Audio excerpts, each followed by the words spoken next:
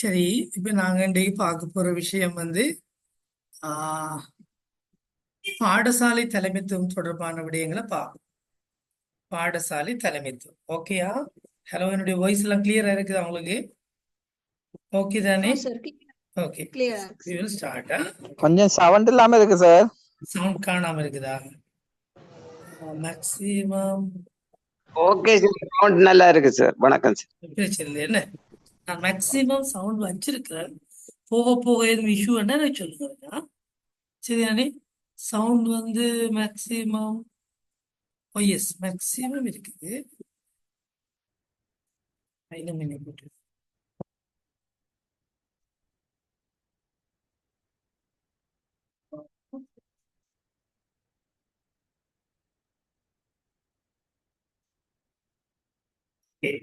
போட்டு நான் மேக்சிமம் வச்சிருக்கேன் சவுண்டா. Okay, thank you.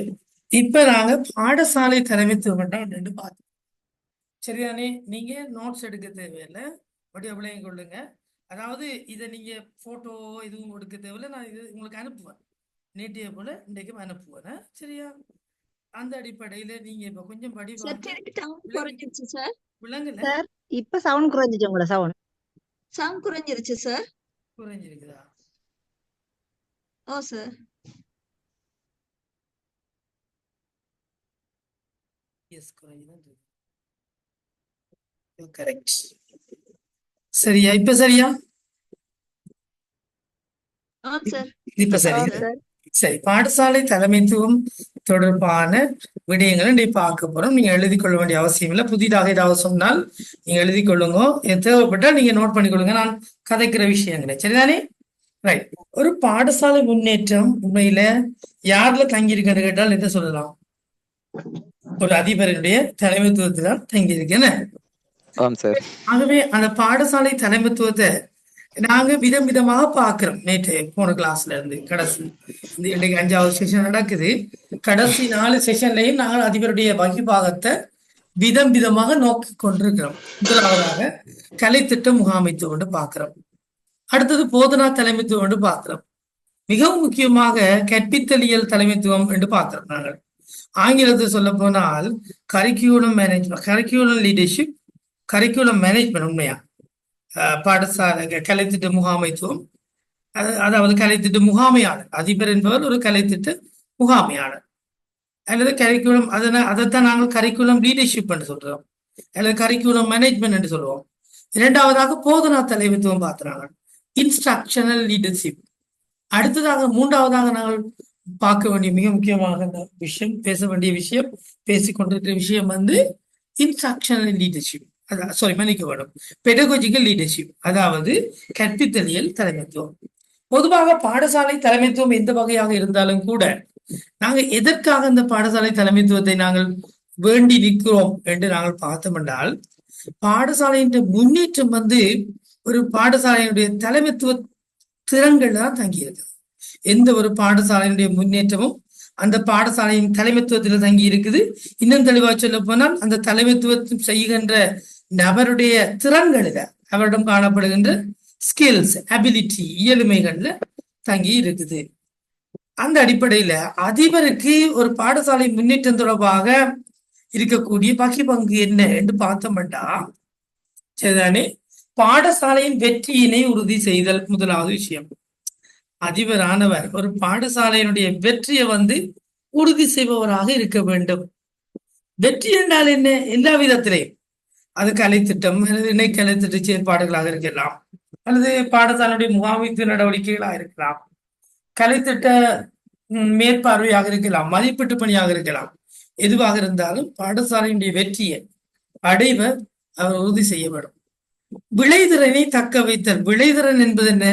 பயன் தரு நிலை. விளைதிறன், வினைத்திறன். வினைத்திறன் என்றது நாங்கள் சொல்றது எஃபிஷியன்சி. இங்க சொல்ற விளைதிறன் இஃபெக்டிவ்னஸ், எஃபிஷியன்சி அல்லது எஃபிகசி என்று சொல்லுவாங்க. இது விளைதிறன் என்றது இஃபெக்டிவ்னஸ்.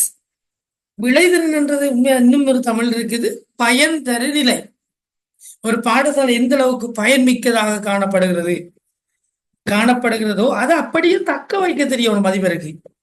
அதை இன்னும் வீழ்ச்சி போக்குல கொண்டு செல்லக்கூடாது. அடுத்தது ஒரு வெளியக முகவராக செயற்படுதல். வெளியக எக்ஸ்டர்னல் ஏஜென்ட் என்று சொல்லுவாங்க. வெளியக முகவர் என்றால் என்ன? வெளியில சமூகத்துக்கு பாடசாலையும் கடந்து சமூகத்துக்குள்ள இருக்கக்கூடிய நல்ல வளங்களை இணைக்கக்கூடியவராக இருக்க வேண்டும். நல்ல சமூக என்னது பாடசாலையின் பங்குதாரர்களை அவர் தொடர்பு கொள்ளக்கூடியவராக இருக்க வேண்டும். அவர்களை தொடர்பு கொண்டு பாடசாலையின் முன்னேற்றத்துக்கு அவர்களிடமிருந்து பெறக்கூடிய முயற்சியையும் உதவிகளையும் பெறக்கூடியவராக இருத்தல் வேண்டும். அடுத்தது பாடசாலையின் அதிபர் ஒரு முகாமையாளராக செயற்பட வேண்டும். பாடசாலையின் அதிபர் முகாமையாளராக, பிரின்சிபல் என்று நாங்கள் சொல்றோம், முகாமையாளர் மேனேஜர் என்று சொல்றோம் இல்லையா? பிரின்சிபல் என்பது பாடசாலையின் தலைவர் தான், முதன்மை ஆசிரியர் என்றெல்லாம் நாங்கள் முதல் சொல்லுவோம் என்ன இல்லையா? ரைட். முகாமையாளராக செயற்படுதல். முகாமையாளர் என்று சொன்னா உங்களுக்கு தெரியும், முகாமையாளருக்கு மிக முக்கியமான செயற்பாடுகள் இருக்குது இல்லையா? PODC என்று நாங்கள் சொல்லுவோம். PODC என்றால் என்னது? Planning, organising, directing and controlling. மற்றது ஒரு அதிபர் மாற்றத்தின் முகவராக இருக்க வேண்டும். Change agent. உண்மையில நான் இன்றைக்கு ஒரு பாடசாலையை தரிசித்திருந்தேன். 12 வருஷத்துக்கு பிறகு அந்த பாடசாலையை நான் தரிசித்த பொழுது எனக்கு ஐ வாஸ் ஷாக்ட் ரியலி. ஏனென்று கேட்டால் அந்த அப்ப இருந்த அதிபரை பற்றி நான் விசாரிச்சேன். அவர் எங்க இருக்கிறார், என்ன செய்யறார் என்று சொல்லி. அப்ப இருந்த இப்ப அவர் ஒரு SLPS 1 சேர்ந்த அதிபர். ஆனால் அந்த பள்ளிக்கூடம் ஒரு டைப் 3. அப்ப வெறுமனே ஒரு 36 மாணவர்களை கொண்ட ஒரு பாடசாலை. இப்ப அந்த பாடசாலை கிட்டத்தட்ட 88 மாணவர்களை கொண்ட பாடசாலையாக காணப்படுகிறது. என்னன்னு கேட்டால் இப்ப இருக்கிறவர் அதிபர் தரம் இல்லை, ஒரு ஆசிரியர் தரம், ஆசிரியர் தரத்தில் இருக்கிற ஒருவர். அவர் உண்மையா அவர் ஒவ்வொன்றிலையும் மாற்றங்களை ஏற்படுத்தி இருக்கிறார். பிள்ளைகள் கட்டுற டை, பிள்ளைகள் கட்டுற பிள்ளைகளுடைய யூனிஃபார்ம்ஸ், பிள்ளைகளுடைய டிசிப்ளின், கிளாஸ் ரூம் என்வாயன்மெண்ட், பாடசாலை ஓவரால் ஸ்கூல் என்வாயன்மெண்ட். ரைட். உதாரணமாக சொல்ல போனால் ஒரு தகர கொட்டில் பிள்ளைகள் இருக்கிறா இந்த வெயில் காலத்துல. ஆனா தகர கொட்டிலுக்கு மேல போய் பார்த்தால் என்னது? தண்ணி, வாட்டர், என்ன சொல்றது, ஷவர் உண்டு. அதாவது சுழற்சி முறை நீர்ப்பாசனத்தில் நாங்கள் செய்வோமே, தண்ணி அடிச்சு கொண்டே இருக்கும் பூமரங்களுக்கு எப்பவுமே. அது மாதிரி மேல செட் பண்ணிருக்கிறார். அப்ப அந்த கூழ் எப்பவுமே இருந்து கொண்டிருக்கக்கூடிய மாணவர்களுக்கு அந்த ஹீட் விளங்காது தகர கொட்டிலுக்குள்ள இருந்தாலும். அந்த மாதிரி சின்ன சின்ன சின்ன சின்ன விஷயங்களாக அவர் அந்த பாடசாலையில பார்த்து பார்த்து மாற்றங்களை செய்திருக்கிறார். சோ அதிபர் அப்படித்தான் இருக்க வேணும், ஒரு மாற்றத்தின் முகவராக, மாற்றங்களை அறிமுகம் செய்பவராக, ஆசிரியர்களின் திறன்களை விருத்தி செய்பவராக. ஆசிரியர்களின் திறன்கள் என்றால் ப்ரொஃபஷனல் டெவலப்மெண்ட். அவருடைய ப்ரொஃபஷனல் டெவலப்மெண்ட் என்றால் அவருடைய தொழில்வாண்மை விருத்தி திறன்களை விருத்தி செய்து கொடுப்பவராக ஒரு அதிபர் இருக்க வேண்டும். அவர் எப்படி ஆசிரியர்கள் எப்படி போனாலும் சரியென்று இருக்கக்கூடாது ஒரு அதிபர் இல்லையா? பொருளாதார சமூக பிரச்சனைகளை விளங்கி கொள்ள வேண்டும். ஒரு நாட்டில் இருக்கக்கூடிய எக்கனாமிக் கிரைசிஸ் பிள்ளைகளை நாங்கள் நெருக்கீடு செய்யக்கூடாது. அங்க உள்ள சமூகம் சார்பான பிரச்சனைகளை விளங்கி கொள்ள வேணும். சாதி ரீதியான, இன ரீதியான, மத ரீதியான, குல ரீதியான பேதங்கள், பிரதேச ரீதியான வாதங்கள், ஊர் பிரச்சனைகள் எல்லாமே அங்க இருக்கும். அதுகளை எல்லாம் விளங்கி கொண்டு ஒரு அதிபர் தன்னுடைய செயற்பாடு செய்ய வேணும். சோ இவ்வளவு இந்த வகை பங்குகளை அதிபர் விளங்கி கொண்டு செய்ய வேணும். அது மாத்திரமில்ல, அனைவரும் பங்கேற்கும் தொலைநோக்கு. அனைவரும் பங்கேற்கும் தொலைநோக்கு, அதாவது எல்லாருமே பார்ட்டிசிபேட் பண்ணணும்ன்ற ஒரு தூர இலக்கு நோக்கு அவர்கிட்ட இருக்க வேணும். ஒரு நெரோ மைண்டடா, குறுகிய மனப்பாங்குள்ளவராக ஒரு அதிபர் இருக்கக்கூடாது. ரைட். அவர் எல்லா பங்குதாரர்களையும் இணைத்து பாடசாலையை கொண்டு செல்லக்கூடியவராக ஒரு அதிபர் இருக்க வேண்டும். விளங்குதானே? இத்தனை வகை பங்குகளையும் அதிபர் கொண்டிருக்க வேண்டும். ரைட். இதுல விளங்கி கொள்ற கஷ்டமா இருக்குமா? எழுதுவீங்க நீங்க? ஓகே. அது மேலும் நாங்கள் இன்னும் சில வகை பங்குகளை பார்க்கக்குள்ள இதுல கிட்டத்தட்ட எத்தனை வகை பங்குகள் இருக்குன்னு சொல்லுங்க பார்க்கலாம். 3, 6 இல்லையா? 9 வகை பங்கு. 10வது பிரச்சனைகளை தீர்க்கணும். பிரச்சனைகளை ஊதி பெருசாக்கி பிரச்சனையை மேலும் மேலும் டெவலப் பண்ணி கொண்டு போகக்கூடாது ஒரு அதிபர்.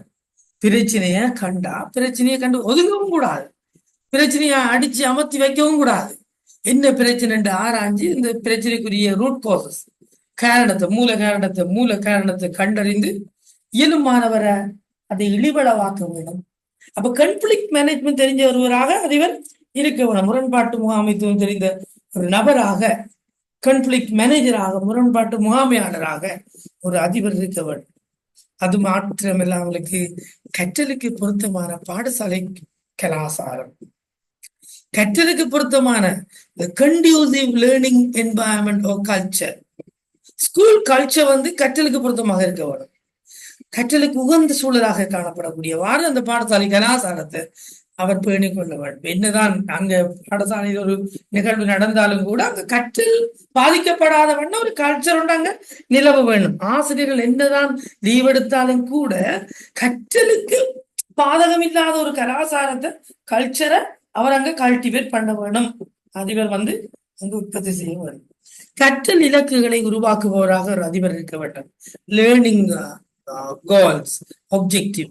தானாக இந்த வருஷம் 21ஆம் நூற்றாண்டுக்குரிய திறன்கள் 3 வகைப்படும். அதுல உங்களுக்கு தெரியும், ஒன்று லேர்னிங் ஸ்கில்ஸ் இல்லையா, மற்றது என்னது லிட்ரேசி ஸ்கில்ஸ், எழுத்தறிவு திறன்கள், மற்றது வாழ்க்கை திறன்கள். இப்ப வாழ்க்கை திறன்கள்ல நாங்கள் பார்க்கிறோம் எத்தனை இருக்குது, வாழ்க்கை திறன்கள் 5 இல்லையா. அந்த 5லையும் அதுல ஒரு 2 திறன்களை நாங்க மாணவர்களுக்கு இந்த முறை இலக்குகளாக உருவாக்கி கொடுத்து அதை அடையிறதுக்கு வேலை செய்யணும். உதாரணமாக அல்லது லேர்னிங் ஸ்கில் என்றால் 4C, 4Cயை ஒரேடியா செய்யலாம். ஒரு சியை தொடர்பாடல் திறனை வளர்க்க வேணும். அப்ப கற்றலுக்கூடாக தொடர்பாடல் திறனை வளர்ப்பதற்கான இலக்குகளை உருவாக்கி கொடுக்கணும் ஒரு அதிபர். உதாரணமாக நான் சொல்றேன், மாணவர் சேவை இயைபாக்கம். ரெண்டாண்டு ஸ்டூடெண்ட்ஸ், அதாவது மாணவர்களுக்கு வெல்ஃபேர், ஸ்டூடெண்ட் வெல்ஃபேர் ஒரு அதிபர் கருத்துல கொண்டு அவர் செயற்பட வேண்டும். டைனமிக்கா அவர் இயங்க வேண்டும். Student welfare, teacher welfare. அதிபர்கள் ஆசிரியர்கிட்ட வேலை வாங்குவாங்க, ஆனால் ஆசிரியர்களுடைய நலன்கள்ல அக்கறை கொள்ள மாட்டார்கள். பல அதிபர்கள் அப்படி இருக்கிறாங்க, கோபிக்க கூடாது நான் சொல்றது. சில அதிபர்கள் மாத்திரம் ஆசிரியர்களின் நலன்கள் மீது, அவர்களுக்கு டாய்லெட், வாஷ்ரூம்ஸ் எல்லாம் சரியா இருக்குதா, அல்லது அவர்கள் இருந்து சாப்பிட்றதுக்கு ஒரு கேன்டீன் இருக்குதா, கேன்டீன்ல சாப்பாடு வரக்கூடியவாறு ஒரு ஏற்பாடு இருக்குதா. அதே மாதிரி ஸ்டூடெண்ட் வெல்ஃபேர்ல ஒரு அதிபர் மிகவும் ஒரு இயைபாக்க முடியவராக இருக்க வேண்டும். மற்றது பெற்றோரின் ஈடுபாட்டை இலகுபடுத்துபவராக இருக்க வேண்டும். பேரண்ட் இன்வால்மெண்ட் இருக்க வேணும். அதை ரெஸ்ட்ரிக்ட் பண்ணக்கூடாது, மட்டுப்படுத்தக்கூடாது ஒரு அதிபர். சரிதானே? சோ இத்தனை வகிபாகங்களையும் ஒரு அதிபர் கொண்டிருக்க வேண்டும். 14 வகிபாகங்களையும் ஒரு அதிபர் தெளிவாக கொண்டிருக்க வேண்டும். விளக்கம் இல்லாட்டி நீங்க கேட்கலாம். சரிதானே? ரைட். 14 வகிபாகங்கள் இருக்குது. ஞாபகம் வச்சுக்கணுமா? முதலாவது என்னது சொல்லுங்க பார்க்கலாம். சொல்லுங்க ராம் சார், ராமச்சந்திரன் சார். முதலாவது என்னது? வாசிங்க குயிக்கா. பாடசாலையின் வெற்றியினை உறுதி செய்யும் இல்லையா?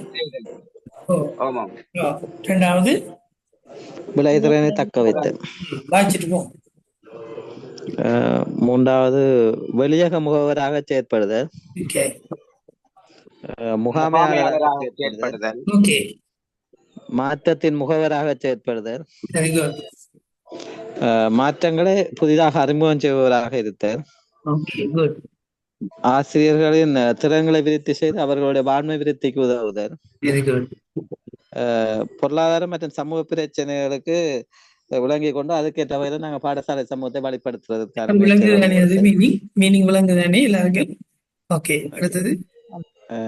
அனைவரும் பங்கேற்கக்கூடிய வகையில பாடசாலை தொலைநோக்குகளை உருவாக்குதல். பிரச்சனைகளை சுமூகமாக தீர்ப்பதற்கான உபாயங்களை கையாண்டு தீர்த்து வைத்தல். அதுல என்னது முதலாவது பிரச்சனைகள் கண்டு ஒதுங்க கூடாது, பிரச்சனைகளை இக்னோர் பண்ணக்கூடாது. சில பிரச்சனைகளை இக்னோர் பண்ணா சொல்யூஷன் தானா கிடைக்கும். ஆனா பாடசாலையில பிரச்சனைகள் நிறைந்த இடம் பாடசாலை. என்ன பொறுத்தவரை நான் ஒரு ஸ்டேட்மெண்ட் சொல்றது, பிரச்சனையினுடைய உற்பத்தி ஆகின்ற களமே பாடசாலை தான். இல்லையா?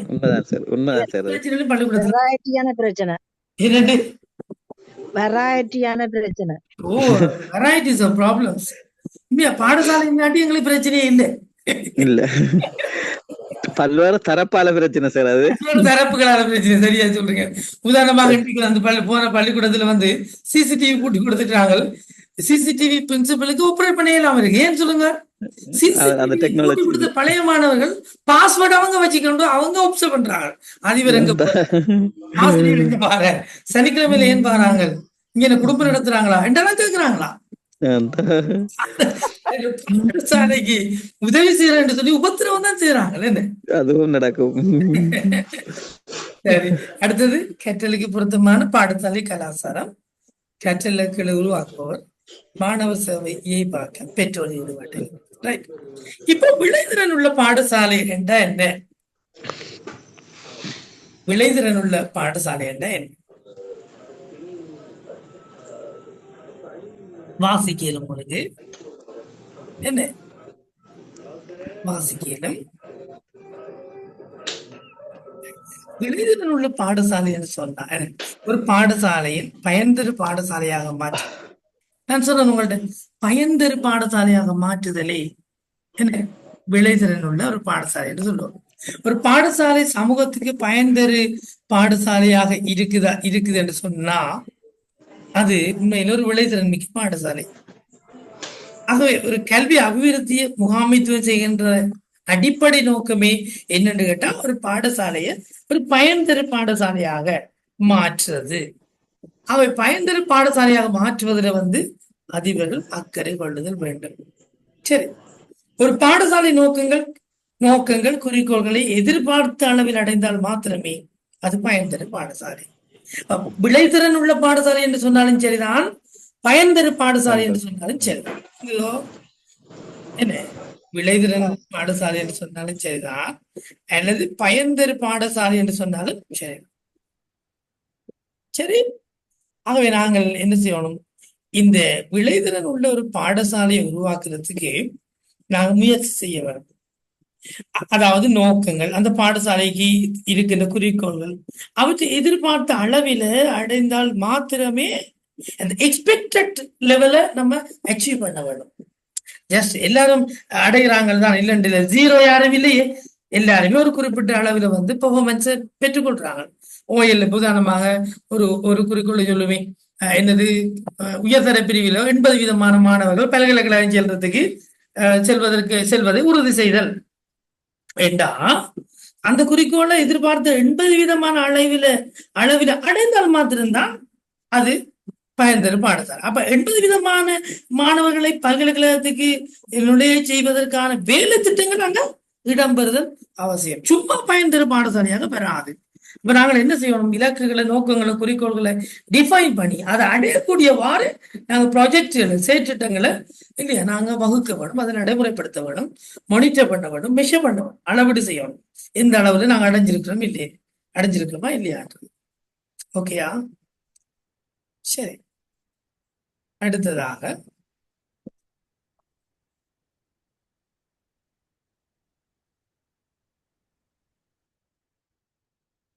இயைபாக்க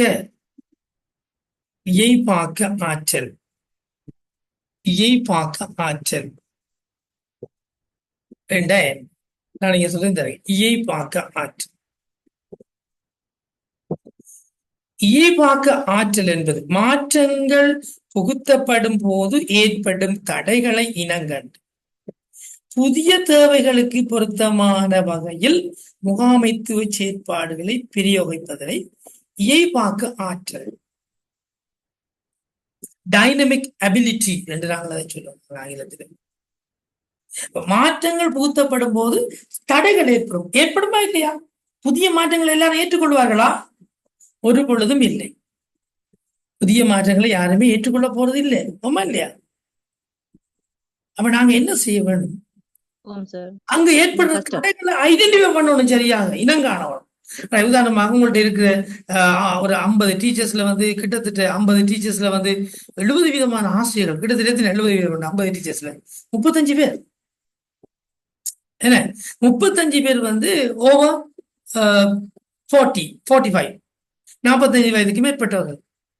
ஏண்டா அவர்களுக்கு அந்த புதிய, உதாரணமாக நீங்க என்ன செய்ய போறீங்க? என்னது லேர்னிங் கூடாக கற்ற கற்பித்தல் செயற்பாடுகளை வாரத்துக்கு ஒரு தடவை ஆகுது. இப்ப தேவையில்லை, ஆனா ஏதாவது ஒரு அனர்த்தம், அபாயம், சுனாமி இல்லையா, கொரோனா, ஏதாவது ஒரு ஒரு ஒரு ஒரு சிச்சுவேஷன் ஒன்று வந்தா, ஒரு பெண்டமிக் தொற்று நோய் காலம் ஒன்று வந்தா, அல்லது ஒரு அனர்த்த காலம் ஒன்று வந்தா, அந்த காலத்துக்குள்ள வந்து நாங்க என்ன செய்வோம், பிள்ளைகளை நாங்கள் ஒன்று சேரப்படி இல்லாது, பாடசாலையில எல்லாம் ஃபங்க்ஷன் இல்லாது. அப்ப அந்த நேரம் என்ன செய்வோம், நாங்கள் என்ன செய்தோம், நாங்கள் ஆன்லைன் கிளாஸஸ், லேர்னிங் கிளாஸஸ் செய்தோம். இப்ப பாருங்க, இப்ப நீங்களும் நாங்களும் என்ன ஆன்லைன்ல படிக்கிறோம் இல்லையா? இப்ப பல்கலைக்கழகங்கள் எல்லாம் கிட்டத்தட்ட 40% ஆஃப் லெக்சர்ஸ் வந்து ஆன்லைன்ல செய்யணும் சொல்லி அவர்கள் செய்து கொண்டிருக்கிறார்கள். சில கற்பினர்கள் வந்து முழுமையாக ஆன்லைன் எஜுகேஷனாக போய் கொண்டிருக்கு இல்லையா? ஆகவே சிறுவனையில் அந்த ஆன்லைன் எஜுகேஷன் ஒரு அதிபர் ஒரு பாடசாலையில வந்து லேர்னிங் பூத்தேக்குள்ள வந்து லேர்னிங் வந்து சிறுவனையில அந்த அடாப்ட் பண்றதுக்கு, அதை உள்வாங்கிக் கொள்வதற்கு ஆசிரியர்களுக்கு தடையாக இருக்கு. நாங்க அடாப்டேஷன் படிச்சிருக்கோம், ஞாபகம் இருக்கு எல்லாருக்கும். உள்வாங்கிக் கொள்ளல் எங்க 21ஆம் நூற்றாண்டுல அடாப்டேஷன், உள்வாங்கிக் கொள்ளுகின்ற திறனை வந்து உருவாக்க வேணும். இல்லாட்டா அவங்களுக்கு அது பெரிய அலர்ஜிக்கா இருக்கும். எகனியா, மென்டல் எகனின்னு சொல்லுவோம். என்ன சொல்றது தமிழ்ல? மென்டல் அகனி, உளரீதியான ஒரு என்ன சொல்றது, ஒரு கரைச்சல் உண்டு. உளரீதியாக ஒரு நம்ம சொல்லுவோம், இந்த அரியணை சொல்லுவோம், மென்டல் அகனி, உளரீதியான ஒரு சிக்கலை ஏற்படுத்தும் உங்களுக்கு. பெரிய கரைச்சி, ஐயோ பள்ளிக்கு போறது அதிபர் அதை செய்ய சொல்றார், லேர்னிங் எங்களுக்கு கம்ப்யூட்டர் தெரியாது, நெட் பாவிக்கவும் தெரியாது, கூகுள்ல போய் சர்ச் பண்ணவும் தெரியாது, என்னென்று செய்யறது, ஜூம் எப்படி பாவிக்கிறது இதையும் தெரியாது, ஸ்மார்ட் போர்ட் பயன்படுத்த முடியாது, இப்படி எல்லாம் பல தடைகள் சவால்கள் வரும். அப்ப அதை சரியா இனங்காண வேணும். மாற்றங்கள் பூத்தப்படும் போது ஏற்படுற தடைகளை இனங்கண்டு புதிய தேவைகளுக்கு பொருத்தமான வகையில உங்களுடைய முகாமைத்துவ செயற்பாடுகள் பிரயோகிக்கணும் மெதுவாக. அப்ப முதல் அப்ப ரைட் எபோவ் 40-45 வாக்குல நீங்க கொஞ்சம் அவசரப்படுத்தாம இருக்க அவங்களை விட்டுட்டு இல்லையா, அப்பீலோ அது மிச்சம் 50 பேர்ல 35 பேர் வேணா 15 டீச்சர்ஸையாவது வச்சுக்கொண்டு நீங்க முதல் நடைமுறைப்படுத்த பார்க்கணும் இல்லையா? அவ மெதுவாக உங்களுடைய முகாமைத்துவ ஸ்கில், மேனேஜ்மெண்ட் ஸ்கில் வந்து அங்கதான் இருக்கு. ரைட்? கணக்கு பேருக்கு புதிய மாற்றங்கள் விருப்பம் இல்லை, ஓமா இல்லையா? புதிய மாற்றங்கள் யாருக்கு தான் விருப்பம் இல்லையா? புதிய மாற்றங்கள் கொண்டாந்தீங்கன்னா உங்களுக்கு பிரச்சனை வந்துடும். ஆகவே இயல்பாக்க விளங்கே இல்லை, ரொம்ப கஷ்டமா தான் இருக்கு வேற. அந்த அடிப்படையில் ஈஸியா அடாப்ட் பண்றது கஷ்டம், படம் சொன்னா அப்படியே போயிடலாம்னு யோசிக்கிறோம். நான் அடுத்த வருஷம் ரிட்டையர் ஆன அப்புறம் என்னடா இது என்று சொல்லி கேட்கிற டீச்சர்ஸ் இருக்காங்க இல்லையா? சரி, அடுத்ததாக நாங்கள் பார்க்கிறோம் விளைதிறன் மிக்க பயனுறுதி வாய்ந்த பாடசாலை இயல்புகள். இங்க பாருங்க, இந்த டெர்மினாலஜியில நீங்க படிக்க வரும், ஞாபகம் வச்சுக்கணும். நம்ம பார்க்கிறோம் என்னது, ஒரு பாடசாலைய தலைமைத்துவம், ஒரு பாடசாலையின் முன்னேற்றத்துக்கு தலைமைத்துவ திறன்கள் என்னென்ன திறன்கள் இருக்க வேணும். அதிபரின் பங்கு என்று சொல்லப்பட்ட அத்தனை 14 விஷயங்களையும் அதிபர் கொண்டிருக்க வேண்டும். அது மாத்திரமில்லை, ஒரு பாடசாலையுடைய முன்னேற்றம் அடைய செய்யறா இருந்தால் அந்த பாடசாலை ஒரு விளைதிறன் உள்ள பாடசாலையாக மாற்றத்துக்கு எங்களுக்கு இயலுமை இருக்க வேண்டும். அதுக்காக ஒரு அதிபர் இயல்பாக்க ஆற்றலை கொண்டிருக்க வேண்டும். விளைதிறன் மிக்க பயனுறுதி வாய்ந்த பாடசாலையாக நீங்க ஆக்கினா அதனுடைய இயல்புகள் எப்படி இருக்கும் என்றதை நாங்க இப்ப பார்க்க போறோம். விளைதிறன் மிக்க அல்லது பயனுறுதி வாய்ந்த பாடசாலையின் இயல்புகளா என்னது, எப்படி இருக்கும் ஒரு பள்ளிக்கூடம், ஒரு எஃபெக்டிவான ஸ்கூலாக. எஃபிஷியன்சி என்றால் வினைத்திறன். பாடசாலையில் இருக்கக்கூடிய அத்தனை வளங்களையும் பயன்படுத்தி, இங்க பாருங்க, இப்ப வளங்கள்ல பயன்படுத்துறதுக்குள்ளதான் பிரச்சனை மாறும். எப்படி தெரியுமா? எனக்கும் அந்த அனுபவங்கள் இருக்குது. இப்ப உதாரணமா ராமநாதன் அர்ஜுனா பாத்தீங்கன்னா பயன்படுத்தப்படாமல் இருந்த அத்தனை மெஷினரியையும் பயன்படுத்த வலிக்கிட்டாங்க இல்லையா? ஓமா இல்லையா? அவருக்கு என்ன நடந்தது? அதாவது சகல utilization, maximum optimum level of utilization of the resources, அந்த பாடசாலையில் கூடிய அத்தனை வளங்களையும் பயன்படுத்தினால்தான் அதை நாங்கள் வினைத்திறன் என்று சொல்லுவோம். வினைத்திறனான வளப்பயன்பாடு இருந்தால்தான் அங்கு விளைதிறன் வரும். இப்ப நானும் என்னுடைய வலயத்துக்கு போய் 10 வருஷமாக ஒரு லொரி பயன்படுத்தப்படாமல் இருந்தது, மொபைல் சர்வீஸ். அங்க குட்டி மினி கம்ப்யூட்டர் லேபோரட்டரி உள்ளுக்கு இருந்தது, 10 லேப்டாப் இருந்திருக்குது, மல்டிமீடியா ப்ராஜெக்ட் இருந்திருக்குது, ஸ்கிரீன் ஏறி உட்கார்ந்தா பிள்ளைகள் அந்த லொரியிலிருந்து அது லொரியே லேப்பா மாறினது. மொபைல் சர்வீஸுக்கு அதை அனுப்பி எடுக்கலாம். ஆனா 8-10 வருஷமாக அதை பயன்படுத்தாமலுக்கு லாக் பண்ணிக்கிட்டு இருந்தது. ஆடிட்டர் குவாரி போட்டாங்க. ஆடிட் குவாரி போட்டது ஏன் இதை பயன்படுத்தலன்னு சொல்லி குவாரி போட்டாங்க. நான் போய் என்ன செய்தேன், என்னுடைய வலயத்துல, பற்றுப்பு வலயத்துல அதை பயன்பாட்டுக்கு கொண்டு வரதுக்கான அத்தனை முயற்சிகளையும் செய்தேன். சரிதானே? நாங்க யாரையும் குற்றம் சாட்டாம எங்களால முடியுமான இயலுமான சேவைகளை செய்வோம். ஆகவே நாங்கள் எங்களோட துறை, எங்களோட செக்டரை அல்லது இன்னொரு ஆளை அல்லது இன்னொரு நபரை குறை கூறிக்கொண்டு குற்றஞ்சாட்டி கொண்டு இருக்கிறது இல்லாது இருக்கக்கூடாது. எங்களால் முடியுமா இருந்தால் நாங்கள் செய்துட்டு போவோம். ஆகவே அதுதான் மேக்சிமம் வினைத்திறன் மிக்க வள பயன்பாடு. வினைத்திறன் மிக்க வள பயன்பாடு இருந்தால்தான் விளைத்திறன் மிக்க ஒரு பாடசாலையாக அது மாறும், அல்லது பயனுறுதி வாய்ந்த ஒரு பாடசாலையாக அது மாறும். ஆகவே இப்ப நாங்க பார்க்க போறோம், பொதுவாக ஒரு விளைத்திறன் மிக்க பயனுறுதி வாய்ந்த பாடசாலை என்னென்ன பண்புகளை இயல்புகளை கொண்டிருக்கும் என்றதை நாங்கள் பார்க்க போறோம். அதன் சேவை தரத்திலும் பண்பிலும் உயர்ந்ததாக இருக்கு. இங்க குவாலிட்டி, சேவை, குவாலிட்டி ஆஃப் த சர்வீஸ் நல்லா இருக்கு, உயர்வாக இருக்கு. வழங்கப்படுற சேவை திருப்தியா இருக்கு. தரம் என்றால் என்ன? வாடிக்கையாளர் திருப்தி. பண்பண்ட கேரக்டர், தரம் என்றால் பண்புசார் விருத்தி என்றால் தரம். நான் சொல்ல இங்க பண்புசார் விருத்தி இல்லை, தரம், தரத்திலும். தரம் என்றால் என்ன? வாடிக்கையாளர், கஸ்டமர் சாட்டிஸ்பாக்சன், ஜீரோ டிஃபெக்ட், பூச்சியம் வலுவான நிலைமை. என்றா என்ன?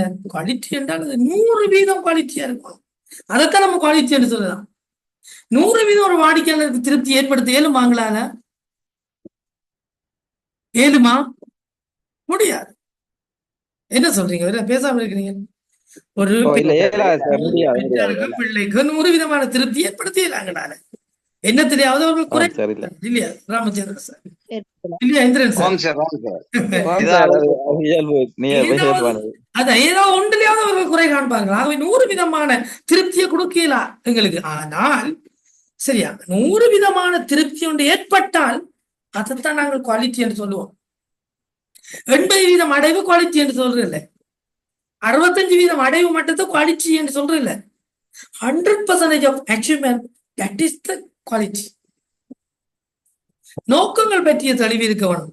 பாடசாலையில் பற்றிய நோக்கம், பாடசாலையில் என்னென்ன வேலைகளை செய்யறோம், என்னத்துக்காக செய்யறோம், கல்வியின் நோக்கங்கள் என்ன, இலக்குகள் என்ன என்பது பற்றிய தெளிவு இருக்க வேண்டும். இந்த பாடசாலைக்கு என்று சொல்லக்குள்ள பாடசாலை அதிபருக்கு, ஆசிரியர்களுக்கு, மாணவர்களுக்கு, பெற்றோர்களுக்கு எல்லாம் இருக்க வேணும்.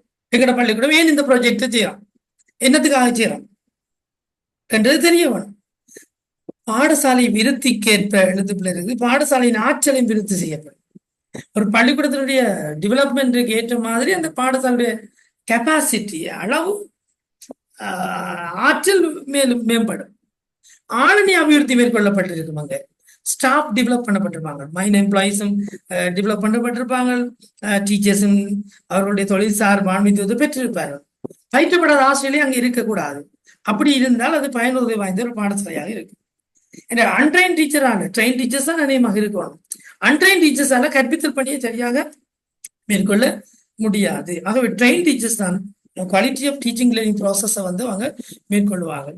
பாடசாலை உள்ளீட்டு செயல்முறை, வெளியீடு என்பவற்றை கொண்ட தொகுதி அபிவிருத்தி செய்யப்பட வேண்டும். அதாவது பள்ளிக்கூடத்துக்குள்ள நாங்கள் என்னத்தை இன்புட்டா கொடுக்குறோம், உள்ளீடு, செயல்முறை, வெளியீடு, 3 வேற வரையா கவனமா இருக்கணும். நீங்க அதுல உள்ளீடு டேஷ், செயல்முறை டேஷ், வெளியீடு. உள்ளீடு, செயல்முறை, வெளியீடு. அதாவது இன்புட்டை கொடுத்தால் ப்ராசஸ் நடக்கும், செயல்முறை நடந்தால் உடனடியாக என்ன வரும் உங்களுக்கு? வெளியீடு. வெளியீடுன்றது என்னது? அவுட்புட் இல்லையா? என்ன சொல்றது? அவுட்புட். அவுட்புட்டும் ஒரு ரிசல்ட்ஸ். அது சொல்றது ரிசல்ட்ஸ் 1 என்று நாங்கள் சொல்லுவோம், R1. இதை சொல்றது இன்புட், I. P ப்ராசஸ், இது O, IPO. Input, process, output. Output என்றது என்ன? வெளியீடு. வெளியீடு என்ன? ஒரு விளைவு. இந்த முறை ஒரு பாடசாலையில் ஸ்தாபிக்கப்பட்டிருக்க வேண்டும். இல்லாட்ட என்னத்தை உள்ளுக்கு போடுறோம், என்ன நடக்குது, என்ன வெளியில வேலையுது என்று எங்களுக்கு தெரியாம இருக்கும். அடுத்ததாக பாடசாலை எதிர்பார்ப்பு உயரிய மட்டத்தில் இருக்கணும். சரி, நீங்க கொஞ்சம் லோ லெவலுக்கு டார்கெட் பண்ணக்கூடாது, ஹை லெவலா உயர்ந்த அளவுல என்ன செய்யணும், இலக்கு குறிக்க வேணும்.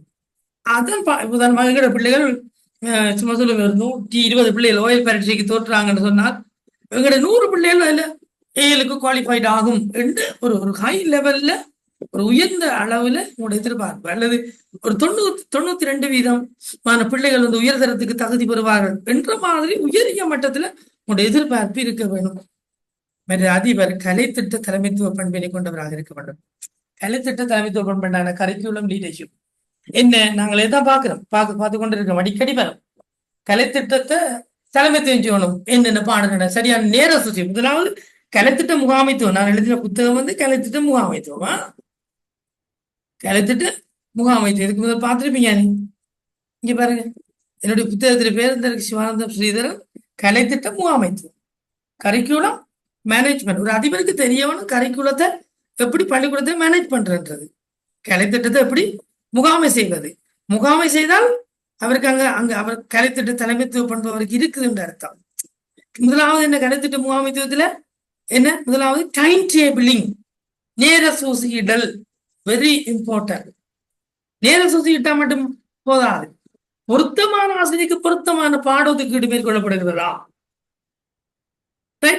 மற்றது டைம் டேபிள் கிளாஷ் ஆகக்கூடாது, பாட தடை ஏற்படக்கூடாது. அது மட்டும் இல்ல, நேர சூசி வந்து நாங்கள் தயாரித்ததுக்கு பின்னர் சரியாக அது நடைமுறைப்படுத்தப்படுகிறதா என்பதை பார்க்கப்படும். உயரியதும் பொருத்தமானதுமான குறிக்கோள்கள் இலக்குகளை அடைவதில் அதிபர் அர்ப்பணிப்புடன் செயற்பட வேண்டும். பாடசாலை தனக்கே, அதிபர்ல பாடசாலை மொத்தமா பாடசாலை தனக்கே உரிய தனித்துவ நோக்கினை கொண்டிருத்தல் வேண்டும். சில பள்ளிக்கூடங்கள் ஸ்பெஷலா இருக்கு, வேற பள்ளிக்கூடங்கள் மாதிரி இருக்காது. அந்த பள்ளிக்கூடத்துக்குள்ள போனீங்கன்னா அது பெரிய ஒரு உலகமா இருக்கு. அதுக்கண்டு தனிய கலாச்சாரம், தனியான கொள்கைகள், தனியான நடைமுறைகள், தனியான நோக்கங்கள் எல்லாமே இருக்கு. தனது செயற்பாடுகளை திட்டமிட்டு செயற்படுத்துதல். மாணவரின் கல்வி முன்னேற்றத்தில் அந்த பள்ளிக்கூடம் கவனம் செலுத்தணும். மாணவர்களின் ஆற்றலுக்கு ஏற்ப அடை மட்டம் உயரியதாக கிடைக்கக்கூடியவாறு அந்த பள்ளிக்கூடம் தன்னை மாற்றிக்கொள்ளப்படும். சோ இந்த இவ்வளவத்தையும் தான் நாங்கள் சொல்லுவோம். விளைதலை மிக்க ஒரு பாடசாலையின் இயல்புகள் எவ்வாறு இருக்கும் என்று கேட்டா இதுகளை போட்டு விளங்கப்படுத்தினீங்கன்னா சரி. இதுல விளக்கு கண்டு கேட்டால் இதுல எல்லாத்தையும் எடுக்க தேவையில்லை. உங்களுக்கு விருப்பமான ஒரு 5 எடுத்து, ஒரு 10 மார்க்ஸ் என்று கேட்டால் நீங்கள் ஒரு 10 என்று கேட்டால் இதுல ஒரு 5 எடுத்து 2 மார்க்ஸ் கழுவி விட்டீங்கன்னா சரி. 4 எடுத்தீங்கன்னு கேட்டால் இல்லையா, அல்லது என்ன சொல்றது 16 மார்க்ஸ் என்று கேட்டால் 1க்கு 4 என்று சொன்னால், அல்லது 16 என்று சொன்னால் 4 எடுத்து படிவ தெளிவா எழுதலாம். சரி, 10 மார்க்ஸ் என்று சொன்னா ஒரு 3 போதும். உண்மையா 5 தேவையில்ல, 3 போதும். ஆகவே தெளிவாக இந்த இதுகளை ஞாபகம் வச்சுக்கொள்ளுங்க. இது விளக்கம் அளிக்கலாம். எனக்கு ஒரு 2 minutes ஆங்க.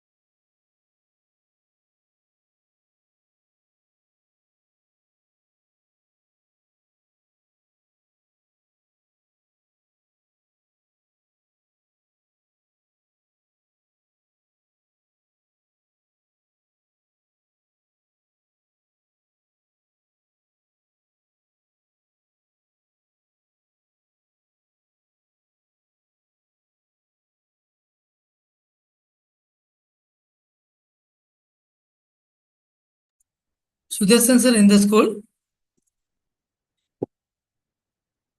ஹலோ, நாங்கள் தொடங்குவோம். என்ன அடுத்தது பயன்தரு பாடசாலையால் மேற்கொள்ளக்கூடிய முயற்சிகள். சுதர்சன் சார் இந்த ஸ்கூல்.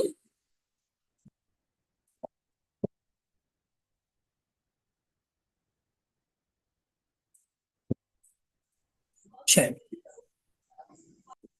ஹலோ, என்னுடைய வாய்ஸ் கேக்குதா? சரி, ஓகே ஓகே ஓகே. கேக்குது சார். பயன்தர பாடசாலையால் மேற்கொள்ளக்கூடிய முயற்சிகள் என்னென்னு பாவம். இதுல ஏதாவது சந்தேகம் இருக்குதா? உங்களுக்கு ஏதாவது விளக்கம் இல்லாம இருக்குதா? வசனங்கள் குழப்பமா இருக்குதா? இல்ல சார், இல்ல சார். இல்ல தானே? சரி. நான் பாயிண்ட்ஸா தான் போட்டிருக்கேன். சரிதானே? இந்த புத்தகம் உங்களுக்கு படிக்கிறது சுகமா தான் இருக்குமா? சரி, ஓகே. அடுத்த நாங்க பார்ப்போம். பயன்தரு பாடசாலையால் மேற்கொள்ளக்கூடிய முயற்சிகள். பாடசாலை எதிர்நோக்கும் கல்வி தேவைகள், கல்வி சவால்கள் என்பன மீதான சரியான விளக்கம் காணப்படும். அதாவது அங்க அங்க மேற்கொள்ள ஒரு பள்ளிக்கூடத்துல ஒரு பயன்தர பாடசாலையாக இருந்தால் அங்க என்னென்ன நடந்திருக்கும் அல்லது என்னென்ன மேற்கொள்ளப்பட்டிருக்கலாம் என்றதை நான் உங்களுக்கு சொல்லவார். சரிதானே? அந்த அடிப்படையில பாடசாலை எதிர்நோக்கும் கல்வி தேவைகள், கல்வி சவால்கள் என்பன மீதான சரியான தெளிவான விளக்கம் அங்க நிலவும் அந்த பள்ளிக்கூடத்துக்கு. சில பள்ளிக்கூடங்களுக்கு போனீங்கன்னு கேட்டால் பள்ளிக்கூடத்துடைய தேவைகள் என்னன்னு தெரியாது, அங்க இருக்கக்கூடிய பிரச்சனைகளையும் சரியா அவங்க சொல்ல மாட்டாங்க. அது ஒரு எஃபெக்டிவ் ஸ்கூலாக இருக்க முடியாது. இரண்டாவது விஷயத்தை பாருங்க, நிறுவன நடத்தையினை சரியாக விளங்கிக் கொள்ள வேண்டும். என்ன நிறுவன நடத்தை என்றால் ஆர்கனைசேஷனல் பிஹேவியரை சரியாக விளங்கிக் கொள்ள வேண்டும். அங்க விளங்கிக் கொள்ளப்பட்டிருக்கும் அதிபரான ஆசிரியரால. உதாரணமாக ஒரு நிறுவன நடத்தை ஆர்கனைசேஷனல் பிஹேவியர்ல மிக முக்கியமான விஷயம் என்ன என்று யாராவது சொல்லியிருப்பாங்க உங்களுக்கு? ஆர்கனைசேஷனல் பிஹேவியர்ல சிஸ்டர். ஹலோ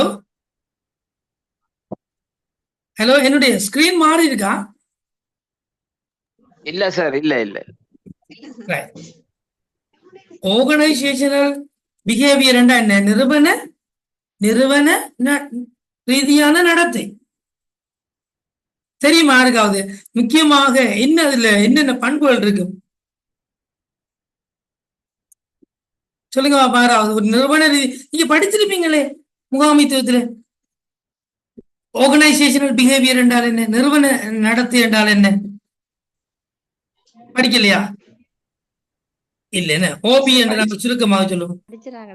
அங்க வந்து ஒன்று தனியான நடத்தை இருக்கும், கூட்டான குழு ரீதியான நடத்தை இருக்கும், நிறுவன கட்டமைப்பு ஒன்று இருக்கும்.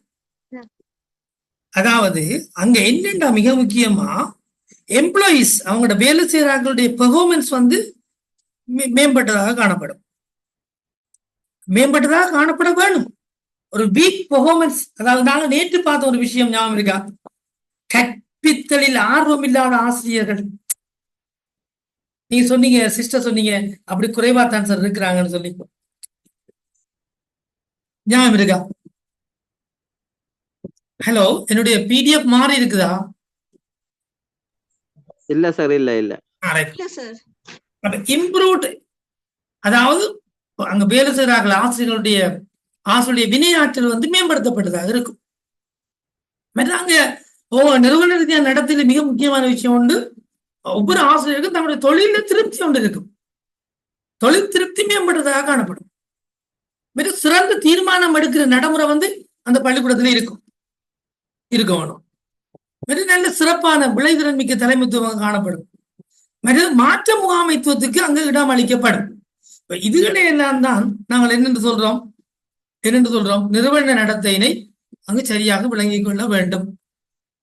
ஆகவே மாற்றத்துக்கு இடம் கொடுக்கணும். ரைட். மற்றது வந்து ஊழியர்கள் வந்து எப்பவுமே வினையாற்றல் மிக்கவர்களாக இருக்க வேணும். ரைட். இந்த மாதிரியான நிறுவன ரீதியான நடத்தைகளை ஒவ்வொருவரும் அங்கு விளங்கி கொண்டிருப்பாங்க. நோக்கங்களை அடையக்கூடிய செயற்பாடுகள் அங்கு காணப்படும். வெறுமனே குறிக்கோள் மட்டும் வச்சுக்கொண்டு கனவு காணலாமா? இல்ல. அப்ப குறிக்கோள் அடைகிறேன்டா என்ன செய்யணும்? அதுக்குரிய செயற்பாடுகளை நாங்க என்ன செய்யணும்? வடிவமைக்க வேணும். ஆகவே அவர்கள் அதை செய்ய வேணும். அப்படி செய்தால் தான் அது பயன்தரு பாடசாலையாக மாற முடியும். அடுத்தது என்னது? பாடசாலையின் சகல அணியினரும், அகடமிக் அண்ட் நான் அகடமிக், கல்விசார் ஊழியர்களாக இருக்கட்டும், கல்வி சாரா ஊழியர்களாக இருக்கட்டும், மாணவர்களாக இருக்கட்டும், சகல அணியினரும் தனது ஆற்றலை உச்சளவில் பயன்படுத்தக்கூடிய தொழில்நுட்பம் அங்கு காணப்படும் அல்லது நுட்பம் காணப்படும்.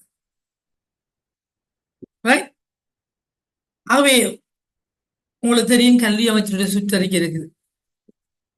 எப்படி தெரியுமா? 1986 வந்த சுற்றறிக்கை இன்றைக்கு நடைமுறையில் இருக்கு.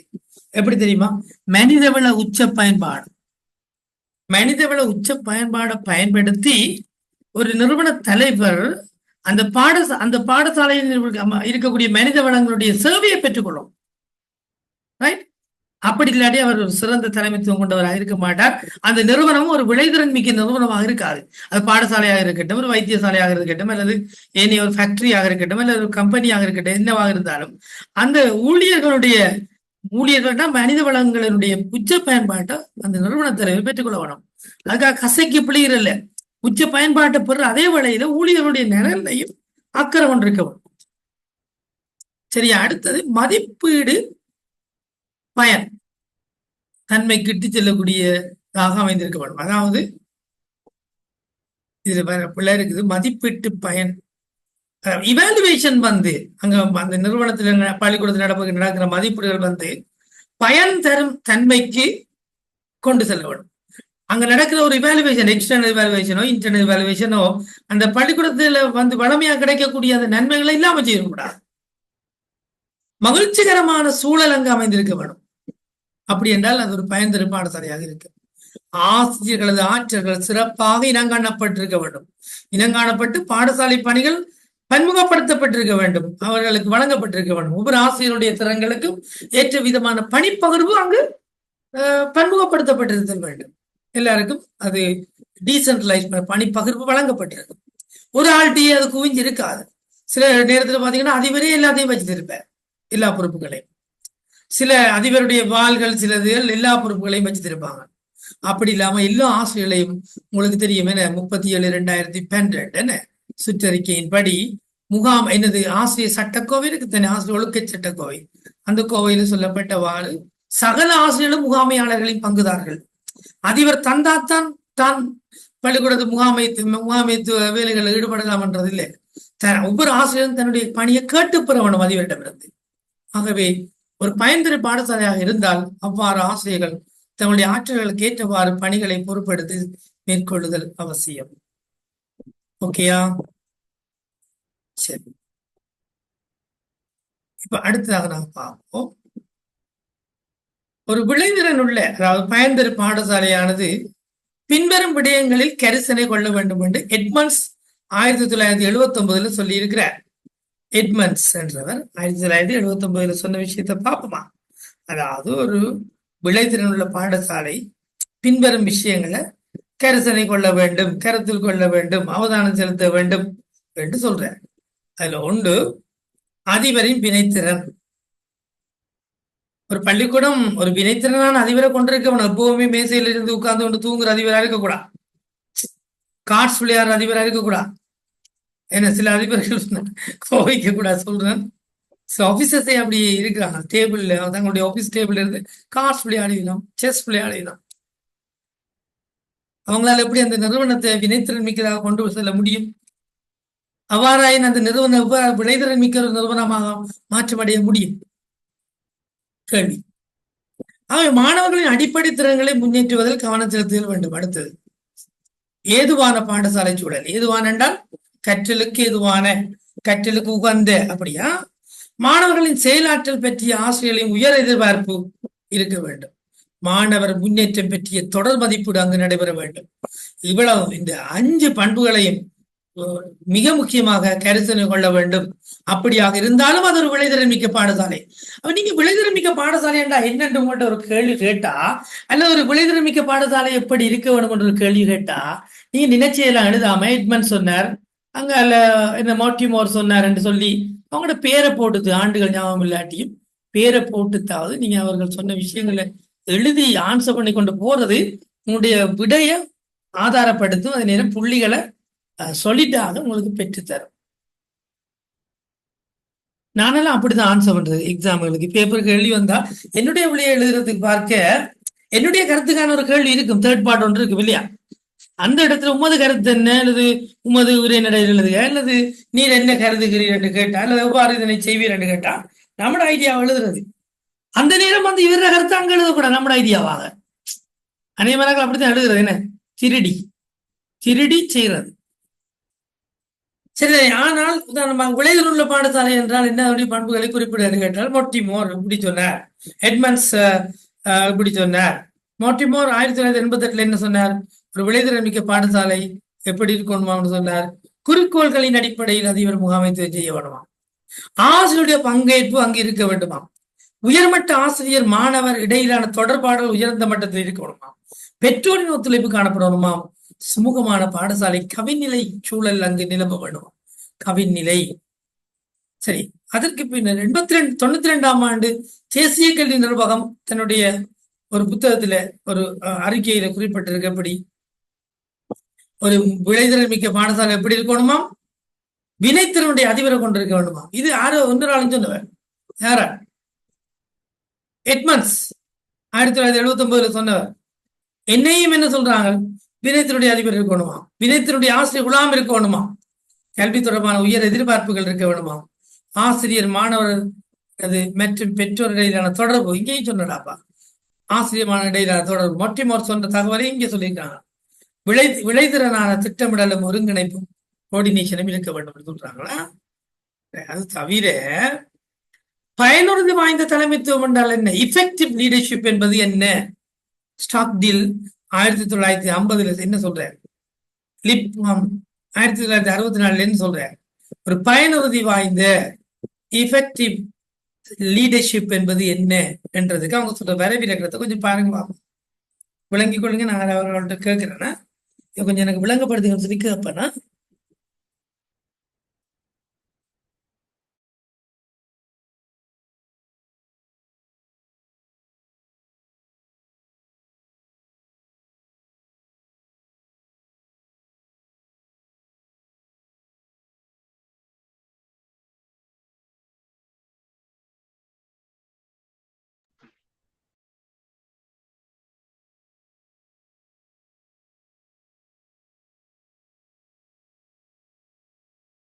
இதுகளை நாங்க விரைவாக முடிச்சுட்டு வினாக்களுக்கு போகணும். என்ன வினாக்களையும் பார்க்க பார்ப்போம்.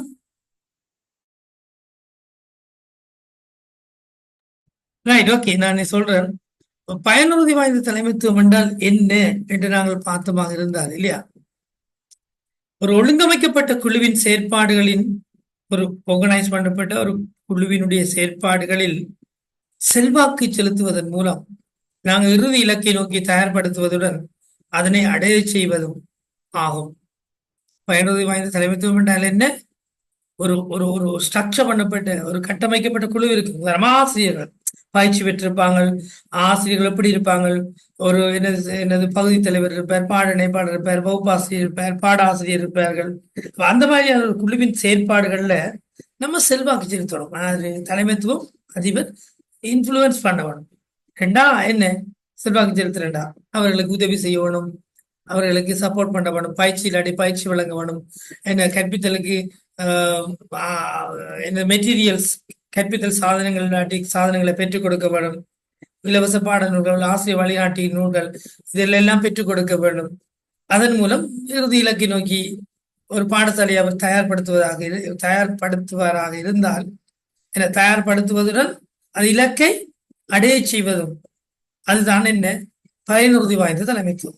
இது ஸ்டாக்டில் 1950 சொல்லியிருக்காரு. யாராவது விளங்கிட்டா விளங்க கேளுங்க. அதாவது ஒழுங்கமைக்கப்பட்ட குழுவண்டா என்ன, ஒரு சரியாக வடிவமைக்கப்பட்ட கட்டமைக்கப்பட்ட முறைப்படுத்தப்பட்ட குழு. அவங்க ஒரு பணியில ஈடுபட்டிருப்பாங்களே என்ன, அதான் என்னது கற்ற கற்பித்தல் பணி.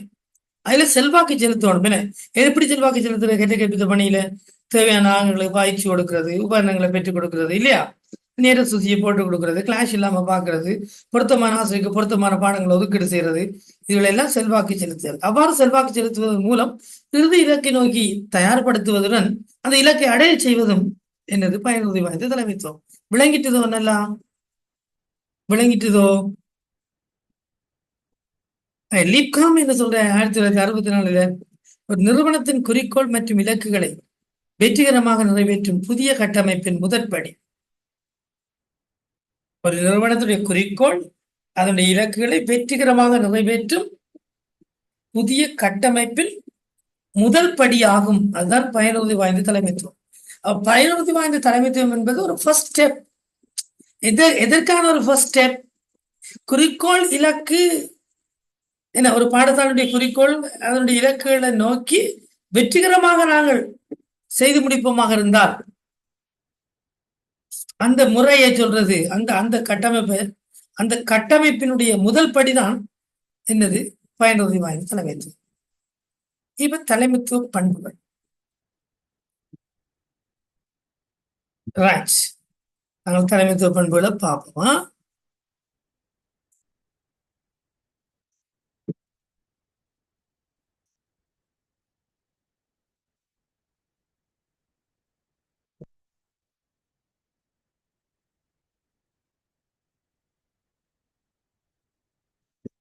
ஹலோ, என்னுடைய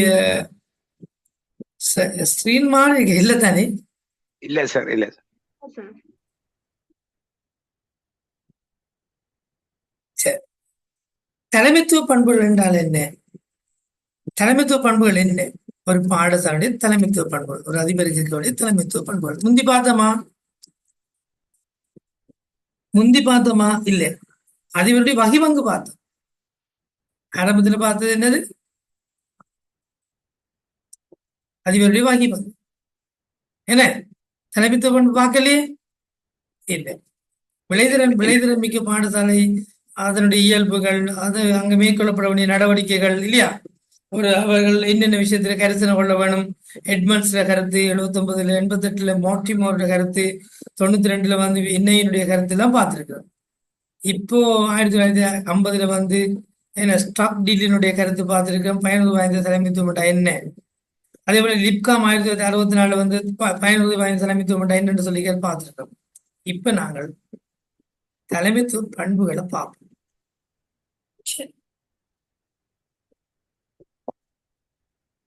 தலைமைத்துவ பண்புகளை நாங்கள் பார்க்க விட ஒன்று, மற்றவர்களின் நடத்தையின் மீது செல்வாக்கு செலுத்தும் செயல்முறை.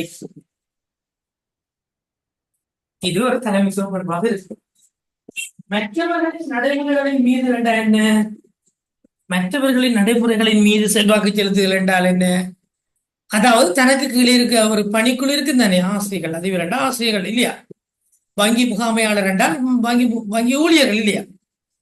அப்ப அவர்கள் ஈடுபடுகின்ற, உதாரணமா பேங்க்ல வந்து ஒரு கேஷியர் சரியாக அவர் என்ன பேலன்ஸ் பண்றாரா இல்லையா, டிபாசிட், அதே போல வந்து என்னது சேவிங்ஸ் அல்லது கரண்ட் அக்கௌண்ட் வித்ட்ரோவல் நடக்கும் அங்க இல்லையா, டிபாசிட் நடக்கும். இந்த மாதிரியான வேலைகள் அவர்கள் சரியாக செய்கிறார்களா இல்லையா, கஸ்டமர் கேட்டு வார அவருடைய தேவை நிறைவேற்றப்படுகிறதா, அதுக்கேற்ற மாதிரி இவர்கள் தன்னுடைய செயற்பாடுகளை மேற்கொள்கிறார்களா என்றதுதான் நடத்தையின் மீது செல்வாக்கு செலுத்துறது. இலக்குகளின் மேம்பாடும் அதனை அடைதலும் முக்கியமானவர்களா?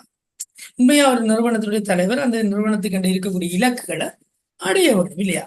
உதாரணமாக ஒரு பாடசாலையில வந்து என்னது மாணவருடைய என்ரோல்மெண்ட் ரேட் குறைவடைஞ்சு கொண்டு போகுது, மாணவருடைய நுழைவு வீதம் வந்து குறைவடைஞ்சு கொண்டு போகுதுண்டா, நுழைவு வீதம் அல்லது நாங்கள் சொல்றது என்ன சொல்ற, என்ரோல்மெண்ட் ரேட்டுக்கு நீங்க இன்னொரு தமிழ் சொன்னீங்களா பேப்பர்ல வந்தது, உள்ளெடுப்பு வீதம் சரிதானே, அதுகள் வந்து குறைஞ்சி கொண்டு போகுதுன்னு சொன்னா நுழைவு வீதத்தை அடுத்த வருடம் ஆரம்பத்தில் 10% அதிகரித்தல் என்றால் அந்த இலக்கு அடைகிறதுக்கு என்ன, அந்த இலக்கினுடைய இலக்குகளின் மேம்பாடு அதனை அடைகிறதுக்கு என்ன செய்யணும், அடைவது மிக முக்கியமானது. அதாவது தலைமைத்துவ பண்பினுடைய மிக முக்கியமானது. இலக்குகளை சும்மா வகுக்கிறது மட்டுமில்லை, இலக்குகளை வரையறை செய்யறது மட்டுமில்லை, இலக்குகளை உருவாக்குறது மட்டுமில்லை, அந்த இலக்குகளை அடையணும். அடையணும் என்று என்ன சொல்லணும், அந்த இலக்குகளை அடைவதற்கான வேலை திட்டங்கள் அவர் ஈடுபட வேணும். மேலும் தலைவர் எனப்படுபவர் நிலைமைக்கேற்றவாறு நடத்தை பாங்கை மேற்கொள்பவர், நிலைமையை மாற்றுபவர், இலக்குகளை எதிர்காலத்தில் அடைவது தொடர்பாக செயற்படுபவர், மக்களின் நம்பிக்கைகள், விழுமியங்கள், கடமை பாங்குகளை சீர் செய்பவர், எதிர்காலத்துக்கான கருத்துக்களை விருத்தி செய்யணும். இவ்வளவும் தலைமைத்துவ பண்புகள். இப்ப நாங்கள் பார்க்க போறோம் புதுசா நிலைமாற்ற தலைமைத்துவம் என்றால் என்ன? நிலைமாற்ற தலைமைத்துவம் என்றால் என்ன? டிரான்ஸ்ஃபார்ம் லீடர்ஷிப், டிரான்ஸ்ஃபார்மேஷன் லீடர்ஷிப் அல்லது டிரான்ஸ்ஃபார்ம் லீடர்ஷிப், நிலை மாற்று. அதுக்கு 5 பண்புகள் இருக்குது. ஒன்று மனித தலைமைத்துவம், கட்டமைப்பு தலைமைத்துவம், அரசியல் பாங்கான தலைமைத்துவம், கலாச்சார தலைமைத்துவம், கல்வி சார் தலைமைத்துவம். இந்த 5 இந்த இதுக்கு நிலைமாற்ற தலைமைத்துவத்துக்கு இருக்குது. விளங்குதோ? நிலைமாற்ற தலைமைத்துவத்துக்கு என்னென்ன இருக்குது, என்னென்ன பண்புகள் இருக்குது?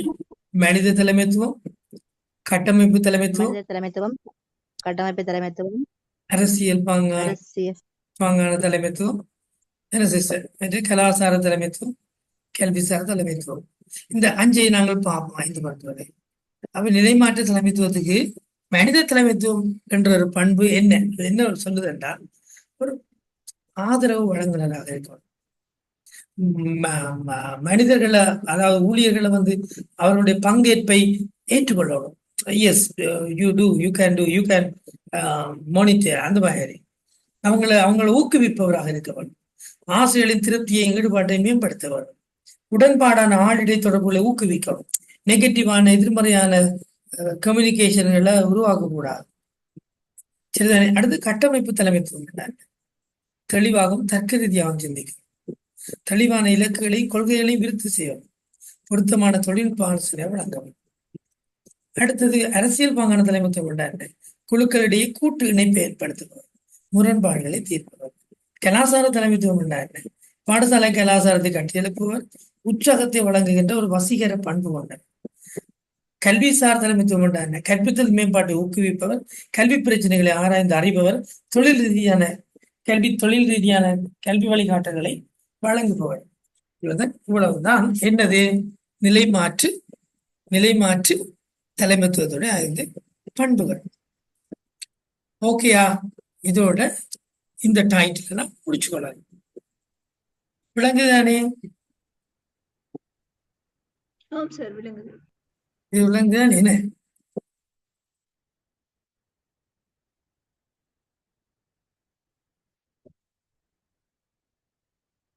நாங்கள் பார்த்த விஷயம் பாடசாலை தலைமைத்துவம். சோ நீங்க எல்லாரும் உங்களோட வாட்ஸ்அப் குழுவுல இதை நீங்க பார்த்து கொள்ளலாம். என்னது உங்களுக்கு பெடகோஜிகளா? பெடகோஜி அல்ல, கரிக்குலம்.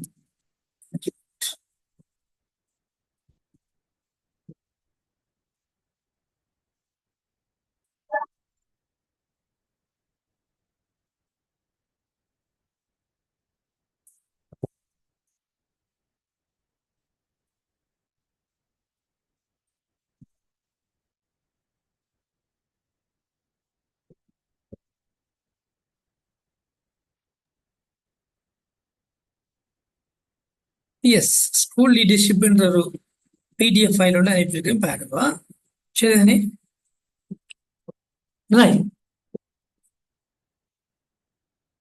இனி நாங்கள் அடுத்த விஷயத்துக்கு போவோம். வந்திருக்குது எல்லாருக்கும் ஸ்கூல் லீடர்ஷிப்? வந்திருக்கு தானே?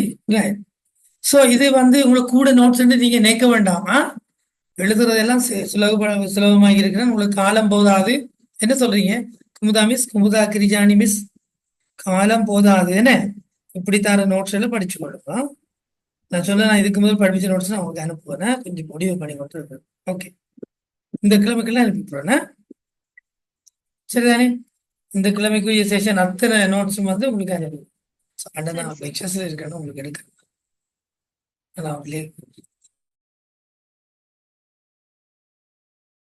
சரிதான். இந்த வாரத்துக்குரிய சகல நோட்ஸ்களையும் நான் போட்டுடுவேன். ஓகே, சரி. இப்ப நாங்க அடுத்த பார்ப்போம். இன்னைக்கு இன்னும் ஒரு புது விஷயம் தெளிவாக ஒரு விஷயத்தை படிப்போமா.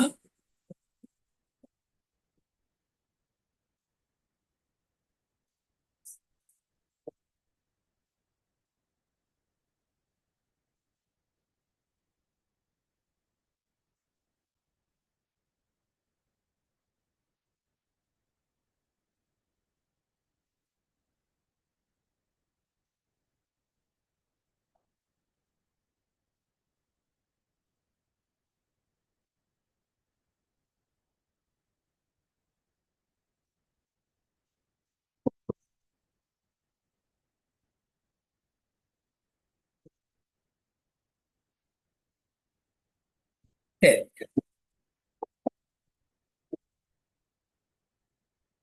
ஹலோ, ஷாப்பிடப்பட்டிருக்கிறதா? ஷாப்பிடப்பட்டிருக்கிறதா பிடிஎஃப்? ஆம் சார். இப்ப நாங்க படிக்க போறது என்னது? ஆசிரியர் வகிபாகம். உங்களுடைய பெடகோஜி லீடர்ஷிப்ல வந்து கரிக்குலம் மேனேஜ்மெண்ட் இந்த பேப்பர்ல வந்து கட்டாயம் ஆசிரியர் வகிபாகம் மிக முக்கியம் கலைத்திட்ட முகாமைத்துவத்தில். சரியா? ஆசிரியர் வகிபாகம் சரியாக தெளிவாக நீங்க விளங்கிக் கொள்ள வேணுமா? ஒப்பீடு செய்த பழகிக் கொள்ள வேணும், வித்தியாசம் விளங்கிக் கொள்ள வேணும், ஒவ்வொன்றையும் தனித்தனியாக சரியாக விளங்கிக் கொள்ள வேணும். அப்பத்தான் எதை கேட்டாலும் நீங்க செய்யக்கூடிய மாதிரி இருக்கும். மற்றது நான் வினாக்களாக நான் உங்களுக்கு இப்ப நான் ஒரு கேள்வியை செய்வோமா? சரியா? இப்ப நான் சரிதானே? இப்ப நான் உங்களுக்கு இதுல நான் சொல்ற ஆக்கள் வந்து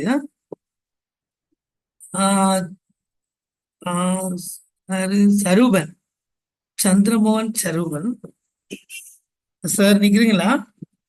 அதே போல கோமலா மிஸ் இப்படி செய்வோம்.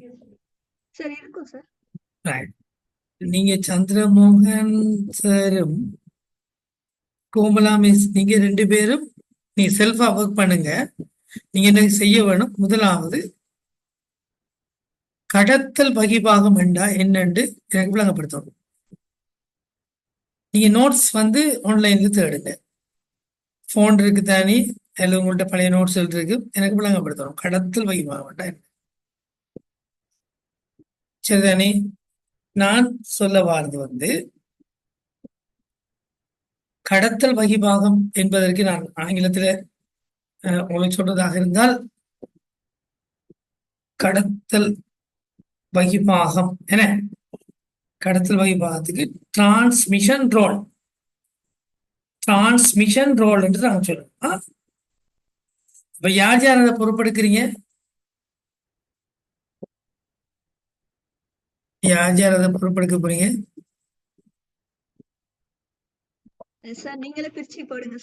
நானே சொல்லிக் கொள்றேன். எனக்கு நீங்க பயப்பட தேவையில்லை. உங்களுக்கு தெரிஞ்சது சொன்னா சரி. ஆறாறு சொன்னா சந்திரமோகன் சரூபன் சாரும் கோமலா மிஸ்ஸும் தனித்தனியா சர்ச் பண்ணுங்க. ரைட்? பிறகு சொல்லுங்க எனக்கு. அடுத்தது குமுதா கிரிஜானி மிஸ் நீங்களும் சுபோஜி சிஸ்டரும் நீங்க எனக்கு சொல்ல வேண்டியது வந்து ரைட் பரிமாற்று வகிபாகம் டிரான்சாக்ஷன் ரோல் என்றா என்ன? டிரான்சாக்ஷன் ரோல் என்றா என்ன? பரிமாற்று வகிபாகம். அதே போல இந்திரன் சாரும் சுதர்சன் சாரும் எனக்கு டிரான்ஸ்பார்மேஷன் நிலைமாற்று வகிபாகம் அடுத்தவர்களுக்கு சாரி சுதர்சன் சாரும் இந்திரன் சாரும் ராமச்சந்திரன் சாரும் சரிதானே? நீங்க 3 பேரும் நிலைமாற்று வகிபாகம் என்றா என்ன? நிலைமாற்று வகிபாகம் ஆங்கிலத்தை சொல்றது டிரான்ஸ்பார்மேஷன் ரோல். நீங்க வடிவா சர்ச் பண்ணுங்க, தமிழ்லையும் சர்ச் பண்ணலாம், அதில் உங்களுக்கு நோட்ஸ்லையும் பார்க்கலாம். நீங்க சொல்றது நான் சொல்றது சரியா நான் விளங்கப்படுத்தக்குள்ள நீங்க சொல்றது சரியான்றதை செக் பண்ணி கொள்ளலாம். நான் இதுக்கு உங்களுக்கு ஒரு கணக்கு தேவையில்லை ஒரு 10 நிமிஷம் போகும் தானே? 10 நிமிஷம் போகும் தானே? ரைட். சேம் டைம் எல்லாருக்கு 10 நிமிஷம். உங்களுக்கு கண்டு தரப்பட்ட அந்த என்ன சொல்றது அந்த தலைப்பை நீங்க விளங்கப்படுத்தணும் சுருக்கமாக. ரைட்? சரூபன் சாரும் கோமலா மிஸ், அடுத்தது சிஸ்டரும் எங்க கிரிஜானி மிஸ்ஸும், அதே போல Sudharsan sir, Ramachandran sir, Indran sir, கடைசி ரோல் எங்களுக்கு விளங்கப்படுத்துங்க. ஆக போக 10 நிமிஷம் தான் தரும். இப்ப டைம் சரியாக 8:13 8:23 8:25 12 நிமிஷம் 8:25 நான் உங்கள்கிட்ட கேட்பேன். நான் லைன்ல இருப்பேன், எங்கேயும் போக மாட்டேன். Teacher transaction role. Indran Indran sir பாகம் என்ன நிலைமாற்று வைபாகம் நம்மளுக்கு ஓ நிலை மாற்று பாகம் நோட்கள் எடுத்தீங்களா? ஓ பொறுங்க கொஞ்சம் பார்த்து நீங்களும் சேட் பண்ணுங்க, சுவசந்தரம் சேட் பண்ணி எடுப்போமே. எங்க சேட் பண்ணி வேலை செய்யுது எனக்கு ஒழுங்கு. நான் சில விஷயத்தை சொல்றேன். வைப்பாங்க ஆசிரியர் பரிவர்த்தனை பங்கு பரிமாற்று வைப்பாங்க. அது சரி அது சரி. இப்ப என்ன செய்யணும்? அதுல நோட்ஸ் எடுக்கணும். நோட்ஸ் எடுக்க அத குறிப்பா எடுக்கணும்.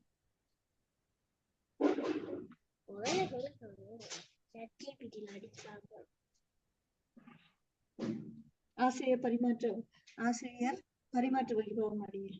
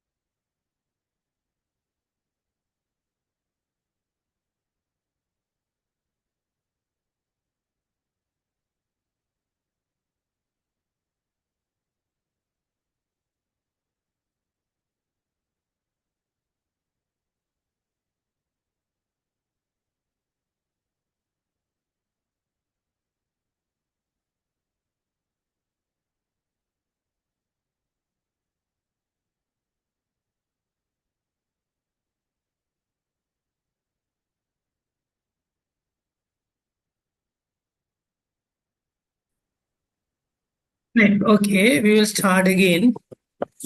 நாங்க தொடங்குவோம் என்ன? சரி, ஆசிரியர் வகிபாகம் தொடர்பாக 3 வகிபங்குகளை நாங்கள் பார்க்கலாம் இல்லையா? பொதுவாக ஆசிரியர் வகிபாகம் என்றால் என்னன்றத விளங்கிட்டு நான் உங்கள்கிட்ட டிஸ்கஷனுக்கு வரேன். ஒரு ஆசிரியர் எந்த நிலையில் அல்லது கோணத்தில் மாணவர்களை அணுகுகிறார் என்பது வகிபாகம். இதுதான் மிக முக்கியம். ஆசிரியர் ஒருவர் எந்த நிலையில அல்லது என்ன கோணத்துல மாணவர்களை அவர் அணுகுகிறார் என்பதுதான் ஆசிரியரின் வகிபாகம் என்று அர்த்தப்படுத்தப்படுவீங்க. விளங்குதோ? ஆரம்ப காலத்துல ஆசிரியர் கற்பிக்க மாணவர்கள் கற்கிறார்கள் என்று எடுகோள் எடுக்கப்பட்டிருந்தது. தற்போது அது ஆசிரியர் வழிகாட்ட மாணவர்கள் கற்கிறார்கள் என மாற்றப்பட்டுள்ளது. இதுதான் சாராம்சம். விளங்குதா உங்களுக்கு? ஆரம்ப காலத்துல ஆசிரியர் கற்பிக்க மாணவர்கள் கற்கிறார்கள் என்று இருந்தது. ஆனால் தற்போது ஆசிரியர் வழிகாட்ட மாணவர்கள் கற்கிறார்கள் எனது மாற்றப்பட்டுள்ளது. அதாவது விளங்குதா? தெளிவா விளங்குதா?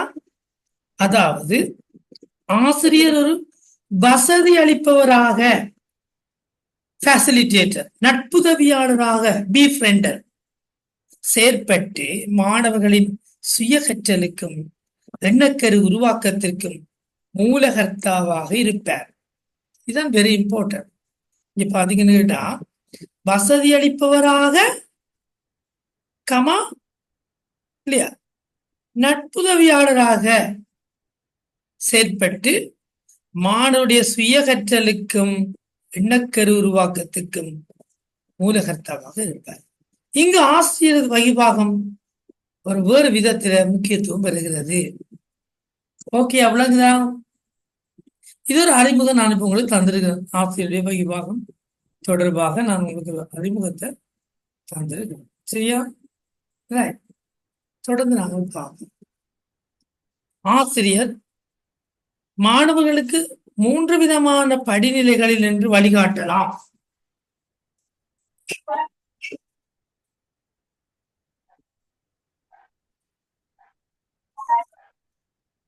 ஆசிரியர் மாணவர்களுக்கு 3 விதமான படிநிலைகளில் நின்று வழிகாட்டலாம்.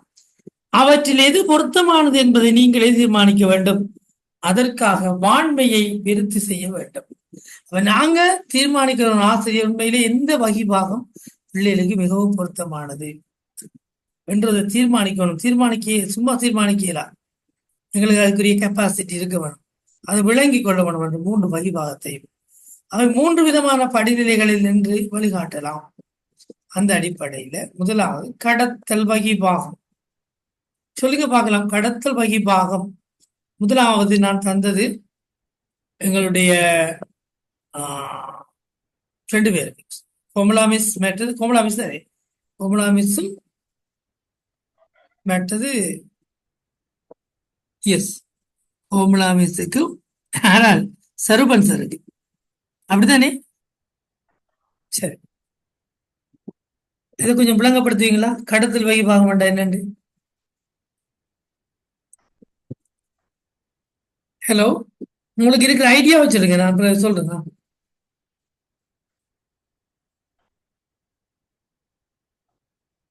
என்ன கோமலா மிஸ் இருக்கிறீங்களா?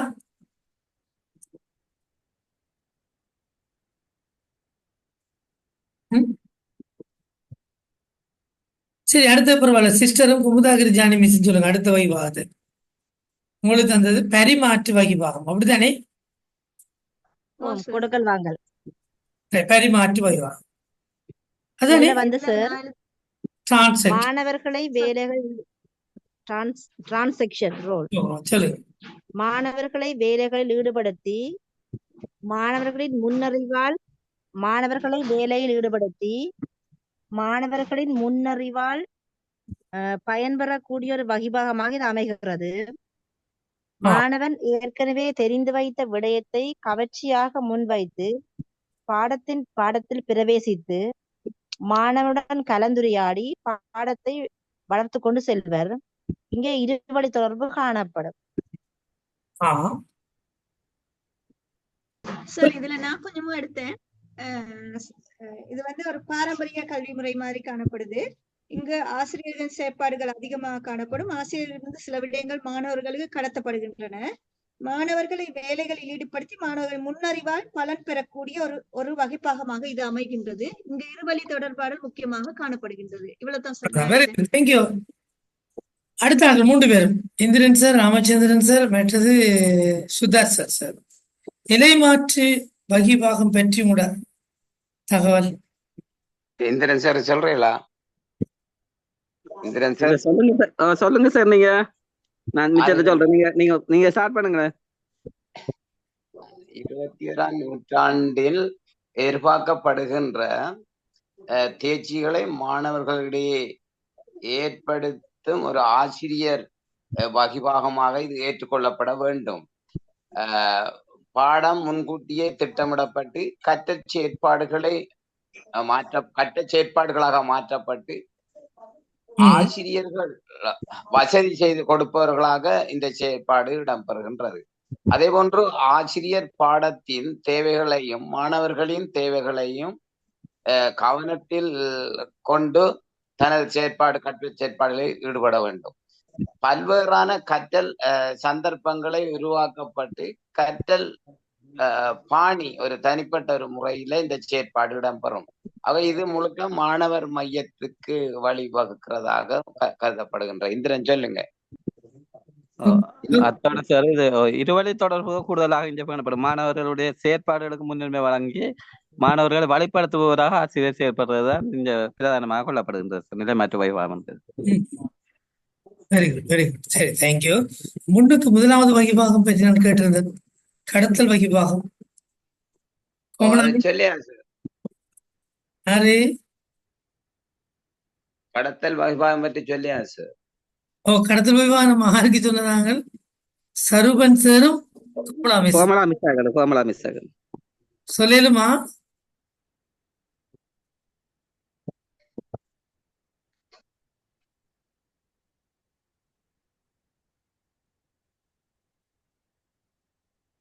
ரைட், சரி, பரவாயில்ல, ஓகே. கடத்தல் வகிபாகம் பற்றி சொல்லுங்க ராமச்சந்திரன் சார்.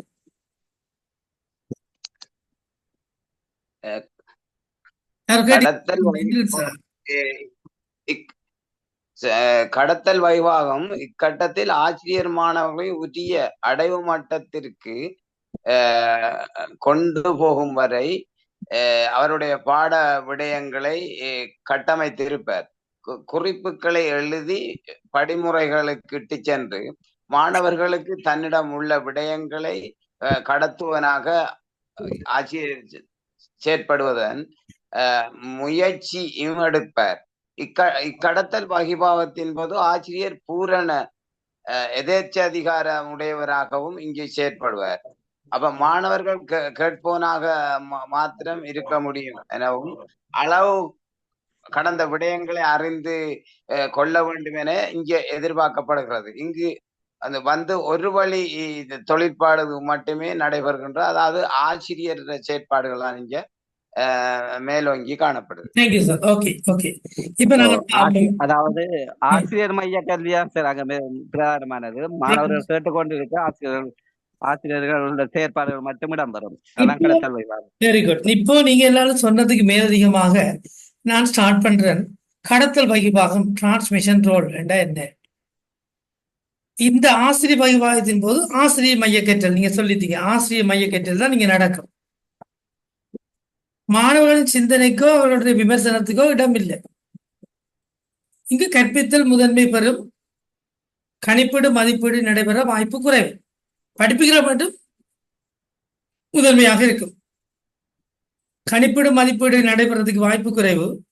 ஆசிரியர் அறிவு நிறைந்தவராக கருதப்படுவார். 100% ஆசிரியர் மைய கற்பித்தலாக அது இருக்கு. சரியா? ஆசிரியர் ஒருவர் அறிவு நிறைந்தவராக கருதப்படுவார். ஆசிரியர் மைய கற்பித்தல் நீங்க சொன்ன மாதிரி இங்க இடம்பெறும். ஆசிரியர் அறிவு கடத்தியாக செயற்படுவார். ஆசிரியர் அறிவு கடத்தி, அதுக்காகத்தான் கடத்தல் வகிபாகம் என்று நாங்கள் அதை சொல்றது விளங்குவோம். ஆசிரியர் என்பவர் சரி ஒரு அறிவு கடத்தியாக செயற்படுவார். அதனாடிதான் நாங்கள் அதை கடத்தல் வகிபாகம் என்று நாங்கள் அதை சொல்லுவோம். ஆகவே அறிவு கடத்தியாக இது நான் சொல்லல, ஜக் அண்ட் மக், ஜக்கே அண்ட் மக் என்றால் நீங்க சொல்லலாம். சாக் அண்ட் டாக் மெத்தட் எனவும் ஒன் வே ரோல் எனவும் இது விமர்சிக்கப்படுகிறது. Jug and mug, chalk and talk method எனவும் ஒன் வே ரோல் எனவும் இது விமர்சிக்கப்படுகிறது. Teacher is a transmitter. Teacher is a transmission தானே. அப்ப டிரான்ஸ்மிட்டர் ஒரு கடத்தி, மின்ன கடத்துற மாதிரி இது கடத்தியாக சொல்லிப்படுவார் ஆசிரியர். அதான் கடத்தல் வகிவா. ஆசிரியர் மட்டும் கூறுவார், வாசித்து காட்டுவார், ஆசிரியர் பேசிக் கொண்டிருப்பார், விரிவுரையா செய்வார், மாணவர்கள் கேட்டுக்கொண்டே இருப்பார்கள், எதுவுமே செய்ய மாட்டாங்க. விளங்குதா? இவ்வளவு சுருக்கமான விளக்கம். இதுல ஏதாவது இது தவிர நீங்க சொன்னதெல்லாம் என்ன? இதை தவிர மேலதிகமான கருத்துக்கள். இப்ப அடுத்ததாக பரிமாற்ற வகிபாகம் என்ற என்ன? இங்கு கற்றல் மாணவர் பரிமாற்றம் மூலம் நடைபெற்றால் முழுமையான மாணவர் மைய கற்றலாக அமைவதில்லை. அப்படியே கேட்டுக்கணும். டிரான்சாக்ஷன் ரோல் இருக்குதானே, பரிமாற்ற வகிபாகம் முழுமையான மாணவர் மைய கற்பித்தலாக இது அமையாது. 50% மாணவர் மையம், 50% ஆசிரியர் மையமே சொல்லுங்க. இவரும் கொடுப்பார், அவரும் எடுப்பார். ஆகவே இது 50-50 இருக்கும். பரிமாற்றம் என்றது அதான். ஆசிரியர் படிப்பவர், மாணவர்கள் கேள்வி கேட்பாங்க. அந்த மாதிரி இருவழி தொடர்பினை ஏற்படுத்துகிறார். ஓகே, அங்க ஒரு வழி தொடர்பு, இங்க இருவழி தொடர்பு. அத்துடன் கற்பித்தலின் போது கணிப்பீட்டுக்கு சந்தர்ப்பம் கிடைத்தாலும் மதிப்பீட்டுக்கு சந்தர்ப்பம் கிடைக்காது. அங்க எப்படி கடத்தல் வைபாகத்துல கணிப்பீட்டுக்கும் கிடைக்காது, மதிப்பீட்டுக்கும் கிடைக்காது. ஆனா இங்க எப்படி சொல்லுங்க? இங்க எப்படி கணிப்பீட்டுக்கு சந்தர்ப்பம் கிடைச்சாலும் மதிப்பீட்டுக்கு சந்தர்ப்பம் கிடைக்காது. அதாவது கணிப்பீடு அசஸ்மெண்ட், எஸ்பிஇ. அங்க எஸ்பிஐயும் இல்லை, எவாலுவேஷனும் இல்லை. இங்க இரண்டாவதுல எஸ்பிஐ இருக்கும், இவாலுவேஷனுக்கு சந்தர்ப்பமே இல்லை என்று சொல்லப்படுகிறது. அடுத்தது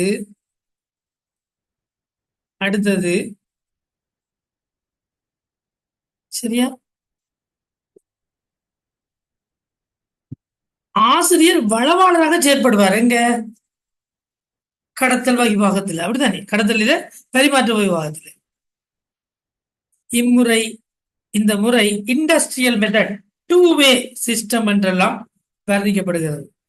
teacher is industrialist. Industrial method என்றால் என்ன? தொழில்முறை, உற்பத்தி முறை, கைத்தொழில் உற்பத்தி முறை. 2 வே சிஸ்டம், கொடுக்கல் வாங்கல் இங்க நடக்கும். உதாரணம், ஆசிரியர் செய்து காட்டி படிப்பிப்பார், கேள்வி கேட்டு கற்பித்தல், படங்கள் மூலம் கற்பித்தல், கலந்துரையாடி கற்பித்தல். ரெண்டு பக்கம் தொடர்பாடலும் இருக்குதானே. இறுதியாக நிலை மாற்று வகிபாகம் என்றால் என்ன? Transformation role. இங்கு கற்றல் கற்பித்தல் முழுமையாக மாணவர் மைய கற்பித்தலாக அமையும். விளங்குதோ? அவ மெதுவாக டிரான்ஸ்மிஷன்ல இருந்து, டிரான்சாக்ஷன்ல இருந்து டிரான்ஸ்ஃபார்மேஷனுக்கு வந்திருக்குது. விளங்குதோ? முதலாவது 0 மாணவர் மையம், 2வது 50% மாணவர் மையம், 3வது 100% மாணவர் மையம். முழுமையாக மாணவர் மைய கற்பித்தலாக அமையும். புத்துணர்வூட்டும் குளிச்சேற்பாடுகள் மூலம் அறிவு பிரவாகம், அறிவு வெடிப்பு ஏற்படும் வகையில் கற்றல் கற்பித்தல் நடைபெறும். பின்னூட்டல்கள், முன்னூட்டல்கள் வழங்கப்படும். புத்துணர்வு கற்றல் வாய்ப்பு, கருத்து விரிவாக்கம், கற்பித்தலை விட கற்றல் முக்கியத்துவம் பெற்ற தன்மை போன்றன அதிகமாக காணப்படும். இம்முறையில் ஆசிரியர் வசதி அளிப்பவராக, வெரி இம்பார்ட்டன்ட், ஃபேசிலிட்டேட்டராக செயற்பட்டும் மாணவர் எண்ணக்கரு வளர்ச்சியை தூண்டுவார். இதுதான் இங்க முக்கியம். இந்த முறை மல்டிவே மெத்தட் என்று சொல்லப்படும். என்று சொல்லப்படும் மல்டிவே மெத்தட், பல வழிமுறை. மாடர்ன் மெத்தட், நவீன முறை. Teacher is a facilitator, student is a respondent. என்ன? ஆசிரியர் வசதி ஏற்படுத்துபவர், மாணவன் துலங்குபவனாக இங்கு காணப்பட்டார். இங்கு உதாரணமாக குழுமுறை கற்பித்தல் வந்தது. 5B வருமி 2வது எக்ஸ்ப்ளரேஷன் கண்டாய்வு கற்பித்தல், கள வேலைகள், செயற்பாட்டு கற்பித்தல், இதெல்லாம் இங்க வந்தது. இங்க நிலைமாற்று வைவாகத்துல வந்தது. விளங்குதானே? சரி.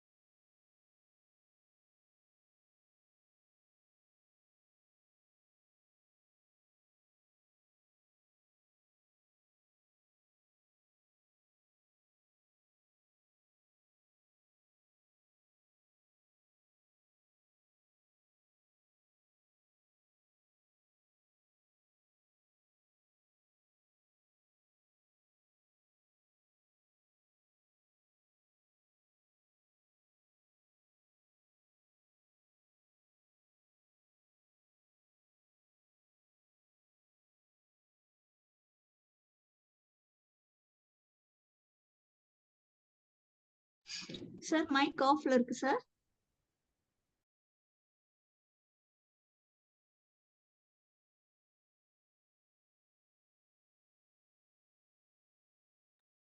சார் உங்களோட மைக் ஆஃப்ல இருக்கு சார். சாரி.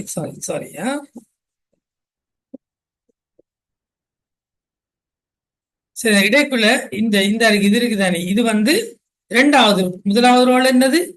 டிரான்ஸ்மிஷன். அடுத்தது என்னது? டிரான்சாக்ஷன். 2வது என்னது? பரிமாற்று பரிவாகம். எப்படி இருவழி தொடர்புகள் நிலவும் அல்லது இரட்டை மற்றும் பன்முக வழி தொடர்பால் வெளிப்படுத்தப்படும். கற்பித்தலும் கற்றலும் சமமாக முக்கியம் வரும். மாணவர்கள் வகை சொல்பவர்களாகவும் ஆசிரியர்கள் அதற்கு வசதி ஏற்படுத்துவர்களாக இருப்பார். சுருங்க கூறி நிலைமாற்று பரிவாகம் என்பது என்னது? மாணவர் மைய கற்றல் அணுகுமுறை பின்பற்றப்படும். தேர்ச்சி மையமானதாக இருக்கும். செயற்பாட்டை நோக்கியதாக கற்றலமையும். முழு வகுப்பறையிலும் குழு ரீதியான சூழ்நிலைகளிலும் தொடர்பாடல் இணைப்பு இடம்பெறும். கற்பித்தலுக்கு மேலாக கற்றலுக்கு ஊக்கப்படுத்தப்படும். ஆசிரியர்கள் வளவாளராக செயற்படுவார். அனைத்து அர்த்தங்களிலும் கருத்துக்களிலும் மாணவர்கள் அறிவை கட்டியெழுப்புவார். இப்ப உங்கள்கிட்ட ஒரு கேள்வி. மரபு ரீதியான ஆசிரியர் சேர்ப்பாங்கையும் கற்றலை எழுதாக்கும் தற்கால ஆசிரியர் சேர்ப்பாங்கையும் ஒப்பிட்டு நோக்குகின்ற ஒரு கேள்வி வந்துட்டு, மரபு ரீதியான ஆசிரியர் செயற்பாட்டையும் கற்றலை எளிதாக்குகின்ற தற்கால ஆசிரியர் செயற்பாட்டையும் ஒப்பிட்டு நோக்குகின்ற வந்தால் என்ன செய்வீங்க? அப்படி ஒரு கேள்வி வந்தால் என்ன செய்வீங்க? கடத்தல் வகிவாகமும் நிலைமாற்று வகிவாகமும் தொடர்படுத்தி எழுதணும் செய்யறது. மரபு ரீதியான ஆசிரியர் செயற்பாடு வந்து எங்க இருக்கும்? டிரான்ஸ்மிஷன் கடத்தல் வைவாகத்தில் இருக்கும். கடத்தல் வைவாகத்தில். கற்றலை எளிதாக்கும் தற்கால ஆசிரியர் செயற்பாடு இது இருக்கும்.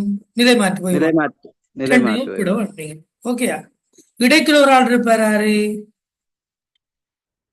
பரிமாற்று வைவாகம் இருப்பார். 50-50 அங்க இருக்குமே. சரி, இப்ப எனக்கு ஒரு என்னடா, நான் ஒரு 15 நிமிஷம் முந்தி முடிக்க போறேன். இந்த டைம் நான் அடுத்த கிளாஸ்ல எடுக்க போறேன். மகன் போயிட்டு எல்லாரும் கேக் வெட்ட ரெடியா இருக்கிறாங்க, மன்னிக்க வேணும். நான் எனக்கா பார்த்து கொண்டிருக்காங்க. கேக் இன்னும் போயிட்டு அடுத்த கிளாஸ் சொல்லுங்க சார். Thank you sir.